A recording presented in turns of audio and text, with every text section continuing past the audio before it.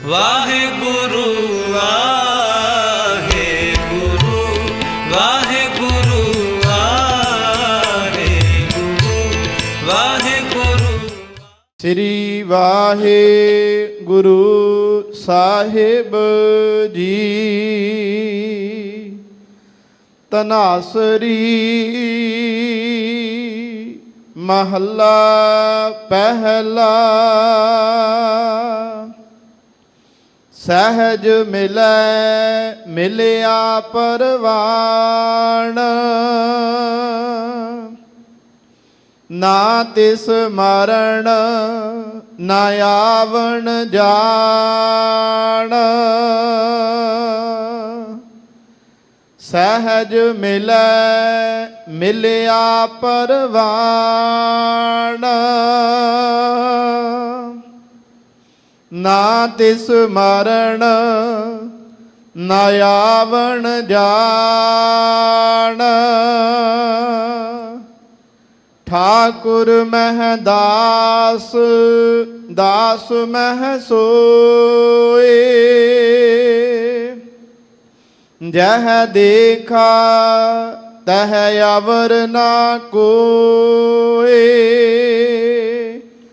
ਗੁਰਮੁਖ ਭਗਤ ਸਹਿਜ ਘਰ ਪਾਈਐ,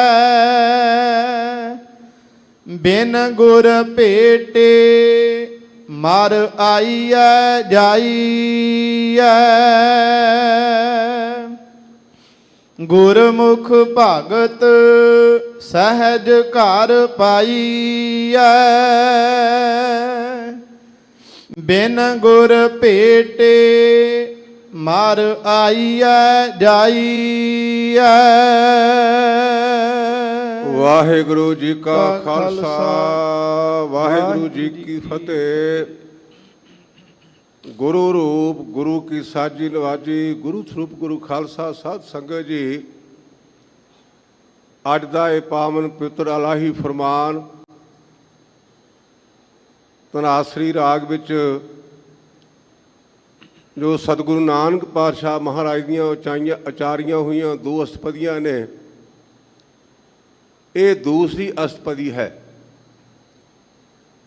ਔਰ ਇਹ ਸਮੁੱਚੀ ਅਸਤਪਦੀ ਦਾ ਤਾਤਪਰਜ ਇਹ ਹੈ, ਗੁਰਮੁਖਾ ਪਰਮਾਤਮਾ ਦੇ ਪਾਸੇ ਤੁਰਦਿਆਂ ਕਾਹੜਾ ਨਾ ਪਿਆ ਕਰ, ਤੇਰੇ ਅੰਦਰ ਟਿਕਾ ਨਹੀਂ। ਦੂਸਰਾ ਕੇਵਲ ਤੇ ਕੇਵਲ ਪੋਥੀਆਂ ਦੇ ਗਿਆਨ ਨਾਲ, ਕਿਤਾਬਾਂ ਦੇ ਗਿਆਨ ਨਾਲ ਬਾਤ ਨਹੀਂ ਬਣਨੀ। ਜਿੰਨਾ ਚਿਰ ਗੁਰੂ ਦੀ ਰਹਿਮਤ ਨਾ ਹੋਈ, ਤੇਰਾ ਸੁਭਾਅ ਬਣ ਗਿਆ ਬਾਣੀ ਬਦਲਣ ਦਾ। ਕਦੇ ਕੋਈ ਲਿਬਾਸ ਪਾ ਲਿਆ, ਕਦੇ ਕੋਈ ਲਿਬਾਸ ਪਾ ਲਿਆ। ਲਿਬਾਸਾਂ ਦੇ ਬਦਲਣ ਕਰਕੇ ਪਰਮਾਤਮਾ ਦੀ ਪ੍ਰਾਪਤੀ ਨਹੀਂ ਹੋਣੀ। ਤੇਰੇ 'ਚ ਬਹੁਤ ਵੱਡੀ ਕਮਜ਼ੋਰੀ ਹੈ, ਤੂੰ ਇੱਕ ਥਾਂ ਤੇ ਟਿਕਦਾ ਨਹੀਂ। ਕਦੇ ਪੱਥਰਾਂ ਦੀ ਪੂਜਾ ਕਰਨ ਲੱਗ ਪੈਣਾ, ਕਦੇ ਤੀਰਥਾਂ ਤੇ ਭੜਕਣ ਲੱਗ ਪੈਣਾ। ਪੱਥਰਾਂ ਦੀ ਪੂਜਾ ਕਰਨ ਮਨ ਸਾਫ਼ ਨਹੀਂ ਹੋਣਾ। ਮਨ ਸਾਫ਼ ਕੇਵਲ ਤੇ ਕੇਵਲ ਗੁਰੂ ਕਰ ਸਕਦਾ ਹੈ। ਔਰ ਰਹੀ ਅਖਲਾਕ ਦੀ ਗੱਲ, ਗੁਰਮੁਖਾ ਉਸ ਪਰਿਪੂਰਨ ਪਰਮਾਤਮਾ ਦੀ ਵਿਚਾਰ ਕਰਨੀ, ਇਹ ਸਭ ਤੋਂ ਵੱਡਾ ਜ਼ਿੰਦਗੀ ਦਾ ਸ਼ੁਭ ਗੁਣ ਹੈ। ਔਰ ਉਹ ਪਰਮਾਤਮਾ ਪਹਿਲਾਂ ਵੀ ਸੀ, ਅੱਜ ਵੀ ਹੈ, ਤੇਰੀ ਸਾਰ ਲਵੇਗਾ। ਪਰ ਥੋੜ੍ਹਾ ਜਿਹਾ ਹੌਸਲਾ ਰੱਖ। ਇਹ ਸਾਰੀ ਦੀ ਸਾਰੀ ਅਸ਼ਟਪਦੀ ਦੇ ਮੇਨ ਅਰਥ ਮੈਂ ਤੁਹਾਡੇ ਨਾਲ ਸਾਂਝੇ ਕੀਤੇ ਨੇ। ਜਿਵੇਂ ਸਤਿਗੁਰੂ ਪਾਤਸ਼ਾਹ ਕਿਰਪਾ ਕਰਨਗੇ ਉਹ ਵਿਚਾਰ ਕਰਾਂਗੇ। ਅੱਜ ਸਾਡੇ ਇਤਿਹਾਸ ਦਾ ਇੱਕ ਅਹਿਮ ਇਤਿਹਾਸਕ ਦਿਹਾੜਾ ਵੀ ਹੈ। ਪ੍ਰਬੰਧਕਾਂ ਦੇ ਕਹਿਣ ਮੁਤਾਬਕ ਉਹਦੀ ਵਿਚਾਰ ਕਰਨ ਦੀ ਵੀ ਮੇਰੀ ਡਿਊਟੀ ਹੈ। ਇਸ ਕਰਕੇ ਗੁਰੂ ਕੇ ਸ਼ਬਦ ਦੀ ਵਿਚਾਰ ਤੋਂ ਪਹਿਲਾਂ ਮੈਂ ਥੋੜ੍ਹੀ ਜਿਹੀ ਉਹਦੀ ਵੀ ਤੁਹਾਡੇ ਨਾਲ ਸਾਂਝ ਕਰ ਲਾਂ। ਆਪਾਂ ਮੁਕਤਸਰ ਸਾਹਿਬ 40 ਮੁਕਤਿਆਂ ਨੂੰ ਯਾਦ ਕਰਦੇ ਹਾਂ। ਗੁਰਮੁਖੋ, ਸਾਡੇ ਆਮ ਸਮਾਜ ਵਿੱਚ ਇਹ ਗੱਲ ਪ੍ਰਚਲਿਤ ਹੈ ਕਿ ਸਾਡੇ ਕੁਝ ਵਡੇਰਿਆਂ ਨੇ ਕਲਗੀਧਰ ਪਾਤਸ਼ਾਹ ਨੂੰ ਬਦਾਵਾ ਦਿੱਤਾ ਔਰ ਉਹ ਮੂੰਹ ਜ਼ਬਾਨੀ ਆਮ ਸਾਡੇ 'ਚ ਵੀ ਅਨੰਦਪੁਰ ਸਾਹਿਬ ਬਦਾਵਾ ਦਿੱਤਾ। ਇਹਦੇ 'ਚ ਕੋਈ ਵੀ ਸ਼ੱਕ ਵਾਲੀ ਨਹੀਂ ਵੀ ਅਨੰਦਪੁਰ ਸਾਹਿਬ ਤੋਂ ਵਡੇਰੇ ਨੱਸ ਕੇ ਆਏ। ਜਿਹੜਾ ਨੱਸ ਕੇ ਆਉਂਦਾ ਲਿਖ ਕੇ ਨਹੀਂ ਦਿੰਦਾ, ਉਹਦਾ ਨਿਸ਼ਾਨਾ ਹੁੰਦਾ ਵੀ ਦਾਲ ਲੱਗੇ ਤੇ ਖਿਸਕਾਂ। ਵਿਦਾਵਾ ਬਿਲਕੁਲ ਦਿੱਤਾ, ਇਹਦੇ 'ਚ ਕੋਈ ਸ਼ੱਕ ਨਹੀਂ। ਔਰ ਅੱਜ ਉਹ ਦਿਨ, ਅੱਜ ਮੁਕਤਸਰ ਸਾਹਿਬ ਇੱਕ ਬੜਾ ਮਹਾਨ ਸਮਾਗਮ ਹੋ ਰਿਹਾ ਹੈ ਔਰ ਜੋ ਸ਼੍ਰੋਮਣੀ ਕਮੇਟੀ ਹੈ ਉਹਨਾਂ ਦੇ ਕੈਲੰਡਰ ਮੁਤਾਬਕ ਮੈਨੂੰ ਪ੍ਰਬੰਧਕਾਂ ਨੇ ਕਿਹਾ ਵੀ ਗਿਆਨੀ ਜੋ ਦਿਨ ਹੈ ਉਹਦੇ ਬਾਰੇ ਵੀ ਥੋੜ੍ਹੀ ਜਿਹੀ ਤੁਸੀਂ ਆਪਣੀ ਜੋ ਵਿਚਾਰ ਤੁਹਾਨੂੰ ਸਮਝ ਦਿਆ ਜੇ। ਅਨੰਦਪੁਰ ਸਾਹਿਬ ਨੂੰ ਘੇਰਾ ਪੈ ਗਿਆ ਔਰ ਉਸ ਘੇਰੇ ਦੇ ਪੈਣ ਕਰਕੇ ਗੁਰਮੁਖੋ ਇੱਕ ਦਿਨ ਨਹੀਂ, 2 ਦਿਨ ਨਹੀਂ, 8 ਮਹੀਨੇ ਜਿਹੜੇ ਪਹਾੜੀ ਰਾਜੇ ਸਨ ਔਰ ਦਿੱਲੀ ਦੀ ਸਰਕਾਰ ਸੀ, ਉਹਨੇ ਅਨੰਦਪੁਰ ਸਾਹਿਬ ਨੂੰ ਘੇਰਾ ਪਾਈ ਰੱਖਿਆ। ਸਪਲਾਈ ਟੁੱਟ ਗਈ। ਇਤਿਹਾਸ ਦੇ ਪੰਨਿਆਂ ਦੇ ਮੁਤਾਬਕ ਘੋੜੇ ਵੀ ਭੁੱਖੇ ਮਰ ਗਏ, ਖਾਣ ਪੀਣ ਨੂੰ ਕੁਝ ਮਿਲਿਆ ਨਹੀਂ ਔਰ ਉਸ ਸਮੇਂ ਭਾਵੇਂ ਦੁਨਿਆਵੀ ਖੁਰਾਕ ਤਾਂ ਨਹੀਂ, ਪਰ ਸਾਡੇ ਵਡੇਰਿਆਂ ਕੋਲ ਨਾਮ ਦਾ ਭੋਜਨ ਸੀ। ਦਿਲ ਕਾਇਮ ਹੈ। ਸੂਈਏ ਨੇ ਆਣ ਕੇ ਗੁਰਦੇਵ ਨੂੰ ਖਬਰ ਦਿੱਤੀ, ਉਹਦਾ ਨਾਮ ਭਾਈ ਜਾਲਮ ਸਿੰਘ ਕਰਕੇ ਲਿਖਿਆ ਹੈ। ਪਾਤਸ਼ਾਹ ਕੱਲ ਨੂੰ ਕੇਸਰੀ ਚੰਦ ਹੰਡੂਰੀਏ ਨੇ ਹਾਥੀ ਨੂੰ ਸ਼ਰਾਬ ਪਿਆ ਕਰਕੇ ਤੇ ਆਪਣੇ ਤੇ ਹਮਲਾ ਕਰਨਾ, ਲੋਹਗੜ੍ਹ ਦਾ ਦਰਵਾਜ਼ਾ ਤੋੜ ਦੇਣਾ ਉਹਨੇ, ਕਿਉਂਕਿ ਉਹਨਾਂ ਨੇ ਮੀਟਿੰਗ ਕੀਤੀ ਹੈ ਵੀ ਲੋਹਗੜ੍ਹ ਦਾ ਦਰਵਾਜ਼ਾ ਬੜਾ ਤਕੜਾ ਹੈ, ਅਗਰ ਹਾਥੀ ਨੂੰ ਸ਼ਰਾਬ ਪਿਆ ਕਰਕੇ ਉਸ ਪਾਸੇ ਨੂੰ ਕੀਤਾ ਜਾਵੇ ਤੇ ਦਰਵਾਜ਼ਾ ਤੋੜ ਦੇਗਾ, ਆਪਾਂ ਗੁਰੂ ਤੇ ਸਿੱਖਾਂ ਨੂੰ ਕਾਬੂ ਕਰ ਲਾਂਗੇ। ਜਾਲਮ ਸਿੰਘ ਨੇ ਹੱਥ ਜੋੜ ਕੇ ਬੇਨਤੀ ਕੀਤੀ, ਮਹਾਰਾਜ ਮੈਂ ਡਿਊਟੀ ਦੇ ਮੁਤਾਬਕ ਤੁਹਾਨੂੰ ਬੇਨਤੀ ਕੀਤੀ, ਯਥਾ ਯੁੱਗ ਪ੍ਰਬੰਧ ਕਰਨਾ ਆਪਾਂ ਨੂੰ ਪ੍ਰਬੰਧ ਕਰਨਾ ਚਾਹੀਦਾ। ਸਤਿਗੁਰੂ ਪਾਤਸ਼ਾਹ ਕਹਿਣ ਲੱਗੇ, ਭਾਈ ਗੁਰਮੁਖਾ, ਗੁਰੂ ਭਲਾ ਕਰੇ, ਮਨ ਚੜ੍ਹਦੀ ਕਲਾ 'ਚ ਰੱਖੋ। ਆਪਣੇ ਕੋਲ ਦੁਨੀ ਚੰਦ ਮਜੀਠੇ ਦਾ ਰਹਿਣ ਵਾਲਾ ਹੈ, ਹਾਥੀ ਨਾਲੋਂ ਘੱਟ ਨਹੀਂ, ਉਹ ਮੁਕਾਬਲਾ ਕਰੇਗਾ। ਇਹ ਖਬਰ ਦੁਨੀ ਚੰਦ ਨੂੰ ਮਿਲੀ, ਮਨ ਕੰਬ ਗਿਆ ਔਰ ਮਨ ਵਿੱਚ ਵਿਚਾਰ ਕੀਤੀ ਵੀ ਆਪਾਂ ਰਾਤ ਨੂੰ ਇਸ ਕਿਲੇ 'ਚੋਂ ਨਿਕਲ ਚੱਲੀਏ। ਆਪਣੇ ਵਰਗੇ ਹੋਰ ਕਮਜ਼ੋਰ ਬੰਦਿਆਂ ਨਾਲ ਗੱਲ ਕੀਤੀ। ਇਤਿਹਾਸ ਦੇ ਪੰਨਿਆਂ ਦੇ ਮੁਤਾਬਕ ਗੁਰਮੁਖੋ ਉਹ ਦੁਨੀ ਚੰਦ ਰਾਤ ਨੂੰ ਕਿਲੇ ਦੀ ਕੰਧ ਟੱਪਣ ਲੱਗਾ। ਭਾਰ ਜ਼ਿਆਦਾ ਹੋਣ ਕਰਕੇ ਉਹ ਕੱਪੜਾ, ਪੱਗ ਲਿਖਿਆ ਉੱਥੇ, ਉਹ ਟੁੱਟ ਗਿਆ। ਦੁਨੀ ਚੰਦ ਦੀ ਮੋਟੇ ਪੜ ਤੋਂ ਲੱਤ ਟੁੱਟ ਗਈ। ਉਹਦੇ ਸਾਥੀਆਂ ਨੇ ਉਹਨੂੰ ਮਜੀਠੀ ਉਹਦੇ ਘਰ ਪਹੁੰਚਾਉਣਾ ਕੀਤਾ। ਆਪਣੇ 'ਚ ਇੱਕ ਬਹੁਤ ਵੱਡਾ ਕਮਜ਼ੋਰ ਪੱਖ ਹੈ, ਆਪਾਂ ਜਿਹਦੇ ਵੈਰ ਪੈ ਜਾਂਦੇ ਉਹਨੂੰ ਭੰਡਣ ਤੋਂ ਬਿਨਾਂ ਆਪਾਂ ਸਾਰਿਆਂ ਦੇ ਭੰਡੀ ਜਾਂਦੇ ਆ। ਦੁਨੀ ਚੰਦ ਆਮ ਬੰਦਾ ਨਹੀਂ, ਇਹ ਭਾਈ ਸਾਲੋ ਦਾ ਪੋਤਰਾ ਹੋਇਆ ਹੈ। ਬ੍ਰਹਮ ਗਿਆਨੀ ਭਾਈ ਸਾਲੋ ਜੀ ਹੋਏ ਨੇ, ਜਿਨ੍ਹਾਂ ਬਾਰੇ ਅਸੀਂ ਇਤਿਹਾਸ 'ਚੋਂ ਪੜ੍ਹਦੇ ਹਾਂ। ਭਾਈ ਸਾਲੋ ਕੋਤਵਾਲ, ਬੁਰੇ ਭਲੇ ਕੀ ਕਰੇ ਸੰਭਾਲ। ਅੱਜ ਦੀ ਭਾਸ਼ਾ ਵਿੱਚ ਕੋਤਵਾਲ ਨੂੰ ਕਹਿੰਦੇ SSP। ਅੰਗਰੇਜ਼ੀ ਦਾ ਜ਼ਮਾਨਾ ਨਾ, ਤੇ ਆਪਾਂ ਕੋਤਵਾਲ ਸਮਝਣੀ ਪੈਂਦੀ। ਅੱਜ ਦੀ ਭਾਸ਼ਾ ਦੇ ਮੁਤਾਬਕ ਜੇ ਕੋਤਵਾਲ ਨੂੰ ਕਹਿਣਾ ਹੋਵੇ ਤੇ ਉਹਨੂੰ ਕਹਾਂਗੇ SSP। ਗੁਰੂ ਘਰ ਦਾ SSP ਸੀ ਉਹ, ਬਖਸ਼ੀ ਰੂਹ ਸੀ। ਅੱਜ ਦਾ ਇਹ ਵਿਸ਼ਾ ਨਹੀਂ ਕਿ ਮੈਂ ਭਾਈ ਸਾਲੋ ਦੇ ਸੰਬੰਧ ਵਿੱਚ ਕੁਝ ਕਵਾਂ। 1400 ਨੂੰ ਆਪਾਂ ਭਾਈ ਸਾਲੋ ਦੇ ਟੋਭੇ ਤੇ ਵਿਚਾਰ ਕਰਦੇ ਕਿਉਂਕਿ ਉਹਨਾਂ ਦਾ ਜਨਮ 1400 ਨੂੰ ਹੋਇਆ। ਭਾਈ ਸਾਲੋ ਦਾ ਪੋਤਰਾ ਹੋਇਆ। ਇਸੇ ਦੁਨੀ ਚੰਦ ਦੇ ਦੋ ਪੋਤਰੇ ਬਾਬਾ ਸਰੂਪ ਸਿੰਘ ਤੇ ਅਨੂਪ ਸਿੰਘ ਚਮਕੌਰ ਦੇ ਜੰਗ ਵਿੱਚ ਕਲਗੀਧਰ ਪਾਤਸ਼ਾਹ ਦੇ ਚਰਨਾਂ ਤੋਂ ਨਿਸ਼ਾਵਰ ਹੋਏ ਨੇ। ਮੈਂ ਇਹ ਬੇਨਤੀ ਤਾਂ ਕੀਤੀ ਹੈ, ਆਪਾਂ ਜਿਹਦੀ ਵੀ ਭੰਡੀ ਕਰਦੇ ਮੁੜ ਕੇ ਉਹਦਾ ਖਾੜਾ ਨਹੀਂ ਛੱਡਦੇ, ਉਹਦਾ ਖਾਨਦਾਨ ਨਹੀਂ ਗੰਦਾ। ਕਿਤੇ ਚੰਗੇ ਕਿਤੇ ਮਾੜੇ ਹੁੰਦੇ ਨੇ, ਆਪਾਂ ਟੋਕਾ ਰੱਖ ਕੇ ਤੇ ਉਸ ਖਾਨਦਾਨ ਦੀ ਇਹ ਨਹੀਂ ਨਿੰਦਿਆ ਨਾ ਕਰਿਆ ਕਰੀਏ। ਜਦੋਂ ਦੁਨੀ ਚੰਦ ਨਸ ਗਿਆ ਨਾ ਤੇ ਸਵੇਰੇ ਵੇਖਿਆ ਵੀ ਹੈ ਨਹੀਂ। ਸਿੰਘਾਂ ਨੇ ਆਖਿਆ ਦੁਨੀ ਚੰਦ ਮਹਾਰਾਜ ਦੁਨੀ ਚੰਦ ਨਸ ਗਿਆ। ਕਲਗੀਧਰ ਬਾਪੂ ਹੱਸ ਪਿਆ ਤੇ ਸਿੰਘਾਂ ਨੇ ਆਖਿਆ ਵੀ ਪਾਤਸ਼ਾਹ ਜ਼ਿੰਮੇਵਾਰ ਸੱਜਣ ਸੀ, ਉਹ ਨਸ ਗਿਆ, ਤੁਹਾਡੇ ਚਿਹਰੇ ਤੇ ਹਾਸਾ ਕਿਉਂ ਆਇਆ? ਇਹ ਮੇਰੇ ਮਨ ਵਿੱਚ ਸ਼ੰਕਾ ਹੈ। ਸਿੰਘ ਨੇ ਬੇਨਤੀ ਕੀਤੀ, ਕਹਿੰਦੇ ਸਿੰਘਾ ਦੁਨੀ ਚੰਦ ਦੇ ਵੱਸੋਂ ਬਾਹਰ ਗੱਲ ਹੋ ਗਈ, ਉਹਦੀ ਮੌਤ ਮਜੀਠੇ ਵਿੱਚ ਸੀ ਤੇ ਇੱਥੇ ਕਿਵੇਂ ਰਹਿੰਦਾ? ਆਪਾਂ ਜਿੰਨੇ ਬੈਠੇ ਆ ਨਾ, ਆਪਾਂ ਤਾਂ ਭਾਵੇਂ ਰੱਬ ਨੂੰ ਚੇਤੇ ਨਾ ਕਰੀਏ, ਪਰ ਰੱਬ ਨੇ ਸਾਡਾ ਪ੍ਰਬੰਧ ਕੀਤਾ ਜੀ ਸਾਰਿਆਂ ਦਾ। ਕਿਹੜਾ?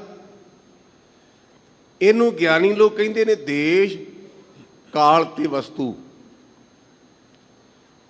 ਦੇਸ਼ ਦਾ ਭਾਵ ਜਗ੍ਹਾ, ਕਾਲ ਦਾ ਅਰਥ ਹੈ ਸਮਾਂ, ਤੇ ਵਸਤੂ ਜਿਹੜੀ ਚੀਜ਼ ਨਾਲ ਸਾਡੀ ਮੌਤ ਹੋਣੀ ਆ ਨਾ, ਜਦੋਂ ਤਿੰਨੇ ਦੀਆਂ ਤਿੰਨੇ ਚੀਜ਼ਾਂ ਇਕੱਠੀਆਂ ਹੋ ਗਈਆਂ, ਗੁਰਮੁਖੋ ਸਾਨੂੰ ਕਿਸੇ ਬਚਾਉਣਾ ਨਹੀਂ। ਉਦੋਂ ਹਕੀਮ ਤੇ ਡਾਕਟਰ ਕੋਲ ਬੈਠੇ ਰਹਿਣਗੇ। ਦੇਸ਼, ਕਾਲ ਤੇ ਵਸਤੂ, ਸਮਾਂ ਜਿਹੜੀ ਚੀਜ਼ ਨਾਲ ਮੌਤ ਹੋਣੀ ਹੈ, ਔਰ ਇਸੇ ਪ੍ਰਕਾਰ ਉਹ ਜਗ੍ਹਾ, ਤਿੰਨੇ ਦੀਆਂ ਤਿੰਨੇ ਚੀਜ਼ਾਂ ਇਕੱਠੀਆਂ ਹੋਣਗੇ ਤੇ ਗੁਰਮੁਖੋ ਸਾਡੇ ਸਰੀਰ ਦਾ ਅੰਤ ਹੋ ਜਾਣਾ। ਕਲਗੀਧਰ ਬਾਪੂ ਕਹਿਣ ਲੱਗਾ, ਸਿੰਘੋ ਦੁਨੀ ਚੰਦ ਦੀ ਮਜੀਠੇ ਮੌਤ ਹੋਣੀ ਕਿਉਂਕਿ ਉਹਦੀ ਸੱਪ ਦੇ ਹੱਥੋਂ ਮੌਤ ਹੋਣੀ। ਸੱਪ, ਮਾਫ ਕਰਨਾ ਮੈਂ ਲੱਤ ਮੇਰੇ ਮੂੰਹ ਚੜਿਆ, ਨਿਕਲ ਗਿਆ। ਜ਼ਹਿਰੀਲਾ ਸੱਪ ਬਣਨਾ, ਉਹਦੇ ਘਰ ਸੱਪ ਦੀ ਖੋੜ ਹੈ। ਤੇ ਗੁਰਮੁਖੋ ਸੱਪ ਅਨੰਦਪੁਰ ਸਾਹਿਬ ਕਿਵੇਂ ਆਉਂਦਾ ਵਿਚਾਰਾ? ਇਹ ਆਇਆ, ਪਰਿਵਾਰ ਨਾਲ ਮਿਲਿਆ, ਨਾਲ ਦੇ ਕਹਿਣ ਲੱਗੇ, ਜਦੋਂ ਲੱਤ ਟੁੱਟੀ ਤੇ ਆਇਆ ਕਰਦਾ ਤੇ ਕਹਿਣ ਲੱਗੇ, ਜਥੇਦਾਰਾ ਬੜਾ ਔਖਾ ਜੇ ਕਿਤੇ ਉੱਥੇ ਮਰ ਜਾਣੋ ਤੇ ਗੱਲ ਬਣ ਨਾ ਜਾਂਦੀ। ਘਰ ਵਾਲੀ ਬੀਬੀ ਨੇ ਸੁਣਿਆ, ਕਹਿਣ ਲੱਗੀ, ਵੀਰ ਕੀ ਆਖਿਆ ਜੇ? ਕਹਿਣ ਲੱਗਾ, ਜੀ ਅਸੀਂ ਅਨੰਦਪੁਰੋਂ ਨੱਸ ਕੇ ਆਏ ਹਾਂ। ਬੀਬੀ ਦੇ ਮਨ ਵਿੱਚ ਗਿਲਾ, ਕਹਿਣ ਲੱਗੀ, ਤੂੰ ਗੁਰੂ ਦਾ ਨਹੀਂ ਬਣਿਆ, ਸਾਡਾ ਕੀ ਲੱਗਦਾ?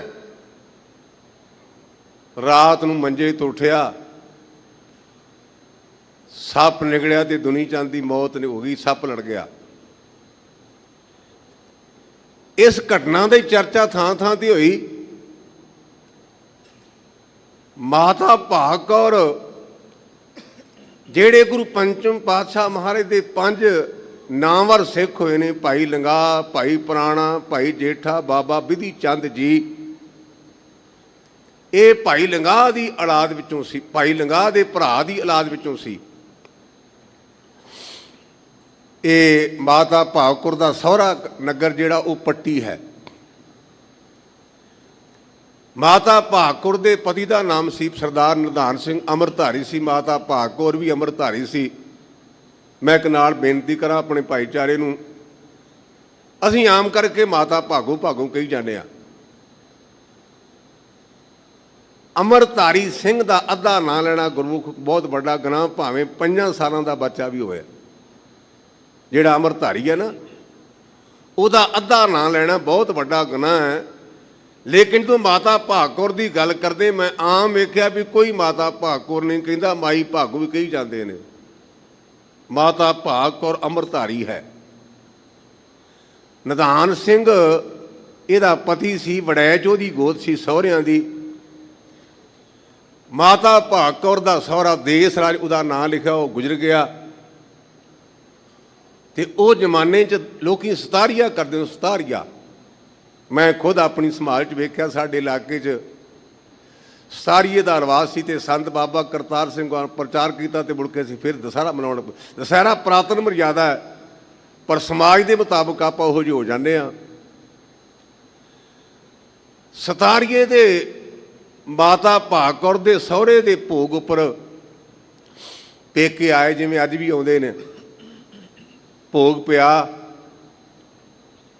ਮਾਤਾ ਭਾਗ ਕੌਰ ਦੇ ਘਰ ਸੰਤਾਨ ਨਹੀਂ, ਬੱਚਾ ਬੱਚੀ ਨਹੀਂ। ਭੋਗ ਤੋਂ ਬਾਅਦ ਭਾਈਚਾਰਾ, ਭੈਣ ਭਰਾ ਸਾਰੇ ਬੈਠੇ ਹੋਣਗੇ। ਜਿਹੜੀ ਇਹ ਆਨੰਦਪੁਰ ਸਾਹਿਬ ਤੋਂ ਸਿੱਖਾਂ ਦੇ ਸਿੰਘਾਂ ਦੇ ਨਸਣ ਦੀ ਗੱਲ ਸੀ ਨਾ, ਉੱਥੇ ਚਰਚਾ ਚੱਲ ਪਈ।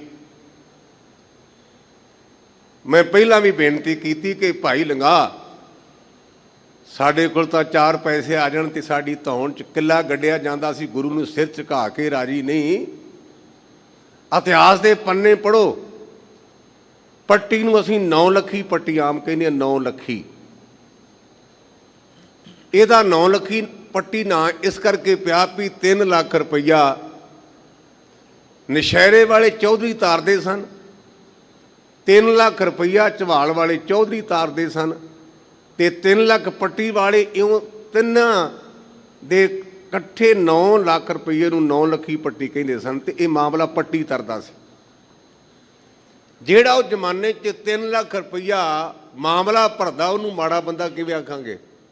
3 ਲੱਖ ਤਾਂ ਅੱਜ ਨਹੀਂ ਆਪਣੇ ਕੋਲ ਥਰਦਾ, ਉਹ ਜ਼ਮਾਨੇ 3 ਲੱਖ ਕਿੱਡੀ ਵੱਡੀ ਰਕਮ ਹੋਵੇਗੀ।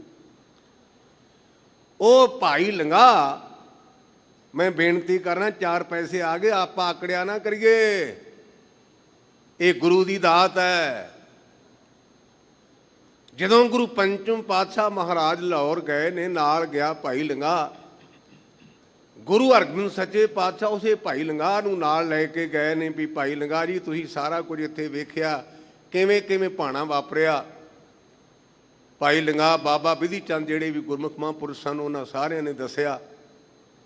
ਤੇ ਗੁਰੂ ਹਰਗੋਬਿੰਦ ਸੱਚੇ ਪਾਤਸ਼ਾਹ ਕਹਿਣ ਲੱਗੇ, ਲੰਗਾ ਜੀ, ਤੁਹਾਡੇ ਜਿੰਨਾ ਸਵਾਸ ਨੇ, ਜਿੰਨਾ ਚਿਰ ਪ੍ਰਾਣ ਤੁਹਾਡੀ ਜ਼ਿੰਦਗੀ ਹੈ, ਤੁਸੀਂ ਗੁਰੂ ਅਰਜਨ ਦੇ ਸੱਚੇ ਪਾਤਸ਼ਾਹ ਦੇ ਇਸ ਸਥਾਨ ਤੇ ਸ਼ਾਮ ਨੂੰ ਦੀਵਾ ਜਗਾਉਣਾ ਤੇ ਝਾੜੂ ਕਰਨਾ।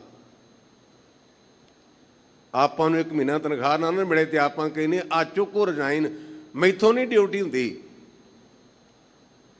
ਕਰੋੜਾਂ ਪਤੀ, ਲੱਖਾਂ ਪਤੀ ਭਾਈ ਲੰਗਾ ਨੇ ਗੁਰੂ ਦੀ ਰਹਿਮਤ ਵਾਸਤੇ ਉਸ ਥਾਂ ਤੇ ਝਾੜੂ ਤੇ ਦੀਵੇ ਜਗਾਉਣ ਦੀ ਚੋਣ ਕੀਤੀ, ਤਨਖਾਹ ਨਹੀਂ। ਅਸੀਂ ਗੱਲਾਂ ਤਾਂ ਕਰਦੇ ਨਾ ਆਪਣੇ ਵਡੇਰਿਆਂ ਦੀਆਂ, ਨਮਸਕਾਰ ਉਹਨਾਂ ਦੇ ਕਰਮਾਂ ਨੂੰ। ਭਾਈ ਲੰਗਾ ਲੱਖਾਂ ਪਤੀ ਗੁਰੂ ਅਰਜਨ ਦੇ ਸੱਚੇ ਪਾਤਸ਼ਾਹ ਦੀ ਪਾਵਨ ਸਥਾਨ, ਜਿਹਨੂੰ ਆਪਾਂ ਡੇਰਾ ਸਾਹਿਬ ਕਹਿੰਦੇ ਹਾਂ, ਉਸ ਥਾਂ ਤੇ ਜੀਵਨ ਪਰਯੰਤ ਦੀਵਾ ਜਗਾਉਂਦਾ ਰਿਹਾ, ਰਾਤ ਦੇ ਟਾਈਮ ਤੇ ਝਾੜੂ ਫੇਰਦਾ ਰਿਹਾ। ਗੁਰੂ ਅਰਜਨ ਦੇਵ ਸੱਚੇ ਪਾਤਸ਼ਾਹ, ਮੈਂ ਤੇਰਾ ਨਿਮਾਣਾ ਸਿੱਖ ਹਾਂ, ਮੈਂ ਤਾਂ ਆਤੀਲਿਆਂ ਦਾ ਝਾੜੂ ਫੇਰ ਕੇ ਤੇ ਇੱਥੇ ਕੱਟਾ ਮਿੱਟੀ ਪਾਸੇ ਕਰਦਾ, ਤੂੰ ਰਹਿਮਤ ਦਾ ਝਾੜੂ ਮੇਰੇ ਅੰਦਰੋਂ ਮਾਰ ਕੇ ਮੇਰੇ ਅੰਦਰੋਂ ਵਕਾਰ ਕੱਢਦੀ। ਇਹ ਸਿੱਖ ਦੀ ਅਰਦਾਸ। ਰੋਹ ਵਿਚਾਰ। ਖਾਨਦਾਨ ਬੜਾ ਅਮੀਰ ਸੀ, ਬੜੀ ਚੱਲਦੀ ਸੀ ਸਰਕਾਰੀ ਦਰਬਾਰੇ। 2 ਤਰ੍ਹਾਂ ਦੇ ਬੰਦੇ ਹੁੰਦੇ ਨੇ, ਇੱਕ ਨੂੰ ਕਹਿੰਦੇ ਮਿਲ ਵਰਤਣੀਏ, ਇੱਕ ਨੂੰ ਕਹਿੰਦੇ ਨਾ ਮਿਲ ਵਰਤਣੀਏ। ਜਿਹੜੇ ਸਰਕਾਰ ਨਾਲ ਟੱਕਰ ਲੈਂਦੇ ਰਹਿੰਦੇ, ਉਹਨਾਂ ਨੂੰ ਅਸੀਂ ਕਹਿੰਦੇ ਨਾ ਮਿਲ ਵਰਤਣੀਏ। ਤੇ ਜਿਹੜੇ ਸਰਕਾਰ ਨਾਲ ਮਿਲ ਕਰਕੇ ਤੇ ਕਈ ਆਪਣੇ ਕੰਮ ਕਲਾ ਰਹਿੰਦੇ ਨੇ, ਉਹਨੂੰ ਆਪਾਂ ਕਹਿੰਦੇ ਮਿਲ ਵਰਤਣੀਏ। ਮਾਤਾ ਭਾਗ ਕੌਰ ਦੇ ਭਰਾ, ਉਹਨਾਂ ਦਾ ਨਾਮ ਲਿਖਿਆ ਕਰਬਾਰਾ ਸਿੰਘ, ਦਰਬਾਰਾ ਸਿੰਘ, ਭਾਗ ਸਿੰਘ, ਦਿਲਬਾਗ ਸਿੰਘ, ਇਹ 4 ਨਾਂ ਲਿਖੇ ਮਿਲਦੇ ਨੇ। ਉਹ ਕਹਿਣ ਲੱਗੇ, ਭਾਗ ਸਿੰਘਾ, ਭਾਊ ਤੇਰੀ ਚਲਦੀ ਬੜੀ ਹੈ, ਤੇ ਗੁਰੂ ਪਾਤਸ਼ਾਹ ਮਹਾਰਾਜ ਸਾਹਿਬਜ਼ਾਦੇ ਸ਼ਹੀਦ ਹੋ ਗਏ, ਮਾਤਾ ਜੀ ਸ਼ਹੀਦ ਹੋ ਗਏ, ਆਪਾਂ ਕਿਹੋ ਜਿਹੇ ਸਿੱਖ ਹਾਂ ਵੀ ਆਪਾਂ ਘਰੀਂ ਬੈਠੇ ਹਾਂ। ਸਾਨੂੰ ਸਤਿਗੁਰੂ ਪਾਤਸ਼ਾਹ ਮਹਾਰਾਜ ਚਰਨਾਂ 'ਚ ਬੇਨਤੀ ਕਰਨੀ ਚਾਹੀਦੀ ਹੈ। ਤੇ ਅਸੀਂ ਤਾਂ ਤੈਨੂੰ ਭਾਊ ਇਹ ਕਹਾਂਗੇ ਵੀ ਜੇ ਰਾਜੀਨਾਮਾ ਹੋ ਸਕਦਾ ਤੇ ਇੱਕ ਤਰ੍ਹਾਂ ਸਰਕਾਰ ਨਾਲ ਮਿਲਾਪ ਕਰਾ ਦੇ, ਪਹਿਲੀਆਂ ਗੱਲਾਂ ਆਪਾਂ ਖਤਮ ਕਰ ਦਈਏ।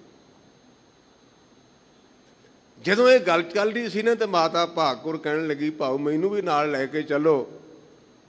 ਤੇ ਉਹਨਾਂ 'ਚ ਇਹ ਕਹਿਣ ਲੱਗਾ, ਭਾਈ ਆਪਣੀ ਭੈਣ ਦੇ ਘਰ ਔਲਾਦ ਨਹੀਂ, ਆਪਾਂ ਗੁਰੂ ਪਾਤਸ਼ਾਹ ਦੇ ਚਰਨਾਂ 'ਚ ਬੇਨਤੀ ਕਰਾਂਗੇ ਵੀ ਜਿਵੇਂ ਉਹਨਾਂ ਮਾਤਾ ਸੁਲੱਖਣੀ ਨੂੰ ਭਾਗ ਲਾਇਆ ਸੀ, ਸਾਡੀ ਭੈਣ ਦੇ ਘਰ ਵੀ ਇਹ ਦੁਨਿਆਵੀ ਦਾਤ ਆ ਜੇ, ਪੁੱਤਰ ਮਿਲ ਜਾਏ ਸਾਡੀ ਭੈਣ ਨੂੰ, ਅਸੀਂ ਭਾਣਜੇ ਮਾਮੇ ਬਣ ਜਾਈਏ। ਇਉਂ ਗੁਰਮੁਖੋ ਉੱਥੋਂ ਦੇ ਉੱਥੋਂ ਪੱਟੀ ਤੋਂ ਪੱਟੀ, ਮਾਫ ਕਰਨਾ, ਪੱਟੀ ਤੋਂ ਜਿੰਨਾ ਭਾਈਚਾਰਾ ਸੀ ਉਹ ਕਲਗੀਧਰ ਪਾਤਸ਼ਾਹ ਮਹਾਰਾਜ ਵਾਲੇ ਪਾਸੇ ਨੂੰ ਤੁਰ ਪਿਆ, ਕਿਉਂਕਿ ਉਸ ਮੌਕੇ ਗੁਰਦੇਵ ਮਾਲਵੇ ਦੇ ਇਲਾਕੇ ਨੂੰ ਭਾਗ ਲਾ ਰਹੇ ਸਨ। ਇਤਿਹਾਸ ਵਿੱਚ ਇੱਕ ਰਾਮੇ ਕੀ ਢਾਬ ਹੈ, ਉਸ ਥਾਂ ਤੇ ਇਹ ਜਾ ਕੇ ਸਿੱਖ ਮਿਲੇ ਮਾਤਾ ਭਾਗ ਕੌਰ ਦੇ ਸਮੇਤ। ਸਤਿਗੁਰੂ ਪਾਤਸ਼ਾਹ ਮਹਾਰਾਜ ਨੇ ਆਪਣੇ ਪਿਆਰੇ ਸਿੰਘ ਜਾਣ ਕਰਕੇ ਬੜਾ ਮਾਨ ਸਨਮਾਨ ਦਿੱਤਾ। ਸੰਗਤਾਂ ਆਈਆਂ, ਭਾਈ ਵਿਛਾਈ ਕਰੋ। ਦੁਨਿਆਵੀ ਨਿਯਮ ਦੇ ਮੁਤਾਬਕ ਪਹਿਲਾਂ ਪਰਚਾਉਣੀ ਕੀਤੀ ਵੀ ਮਹਾਰਾਜ ਬੜਾ ਮਾੜਾ ਹੋਇਆ, ਸਿੰਘ ਸ਼ਹੀਦ ਹੋ ਗਏ, ਅਨੰਦਪੁਰ ਸਾਹਿਬ ਛੱਡਣਾ ਪਿਆ, ਜਿਵੇਂ ਆਪਾਂ ਦੁਨੀਆਦਾਰੀ ਕਰਦੇ ਹਾਂ। ਮੁੜ ਕੇ ਟਿਕਾਣੇ ਤੇ ਆਏ ਤੇ ਭਾਗ ਸਿੰਘ ਕਹਿਣ ਲੱਗਾ, ਜੀ ਆਪਾਂ ਨੂੰ ਰਾਜੀਨਾਮਾ ਕਰ ਲੈਣਾ ਚਾਹੀਦਾ।